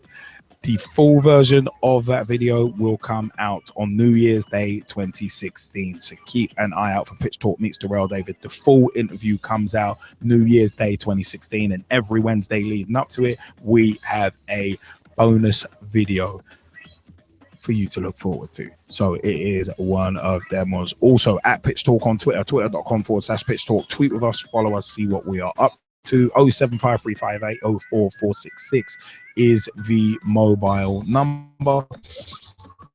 Call us, text us, let us know your views. If you text, leave your name at the end of the text. Also Pitch Talk Live on Google Plus as well. Also, we are actually also Pitch Talk 1 on Skype too. So get in touch with us. And we are also at Pitch Talk on Instagram as well. If you're out and about, see something football related, feel free to tag us in it at Instagram as well. Big time shout outs to the Skypers that have joined us tonight. That's Russ Vernon, Ryan Sonley, Mike Harniman, Kieran Riley, Brad Hicks. Lily Alumi stopped by briefly. Tom Wood gave us a little tinkle on the mobile as well. So there was big shout outs to Motivate Sports and Fitness, Girls on the Ball, especially a big, massive shout out to Ian Kerr of Thin White Line magazine, who unfortunately this week couldn't bring us a Australian A-League roundup. There's a lot happening there, so expect it's one of them. We might get a bumper edition next week. It is one of them. Big shout outs to everyone at Thin White Line magazine, at Tweet White Line on Twitter, facebook.com/Thin White Line magazine. So one of them, and also thinwhiteline-magazine.com as well. So it is a case of get yourselves over to thinwhiteline-magazine.com. The latest edition of Thin White Line magazine can be ordered now, and you'll get it in time for Christmas. So order that now. PT family, anyone listening to this on iTunes, Mixcloud, Podomatic, Spreaker, and TuneIn Radio as well, it is one of them ones. Get yourself your copy of Thin White Line magazine. It's a very, very good publication, very well produced as well. Hey, we featured in a couple of editions, issue 0 and issue 1 as well. So it is one of them ones. But you know what? It is one of them ones. I have been Straight Shooting LJA. And as always, I've been Jazzy Fizzle. On behalf of the three of us and also the G-Man as well, we'd also like to give a big shout out. Like to give a big shout out to a couple of others as well. It is one of them ones. There was a shout out we wanted to give right at the beginning of the show as well, but it's Ernie Crouch, Arsenal supporter, who passed away on Saturday. 90 years old, have followed the team home and away. It is one of them was where unfortunately a bus accident took his life. So big shout out to Ernie Crouch as well. It is one of them was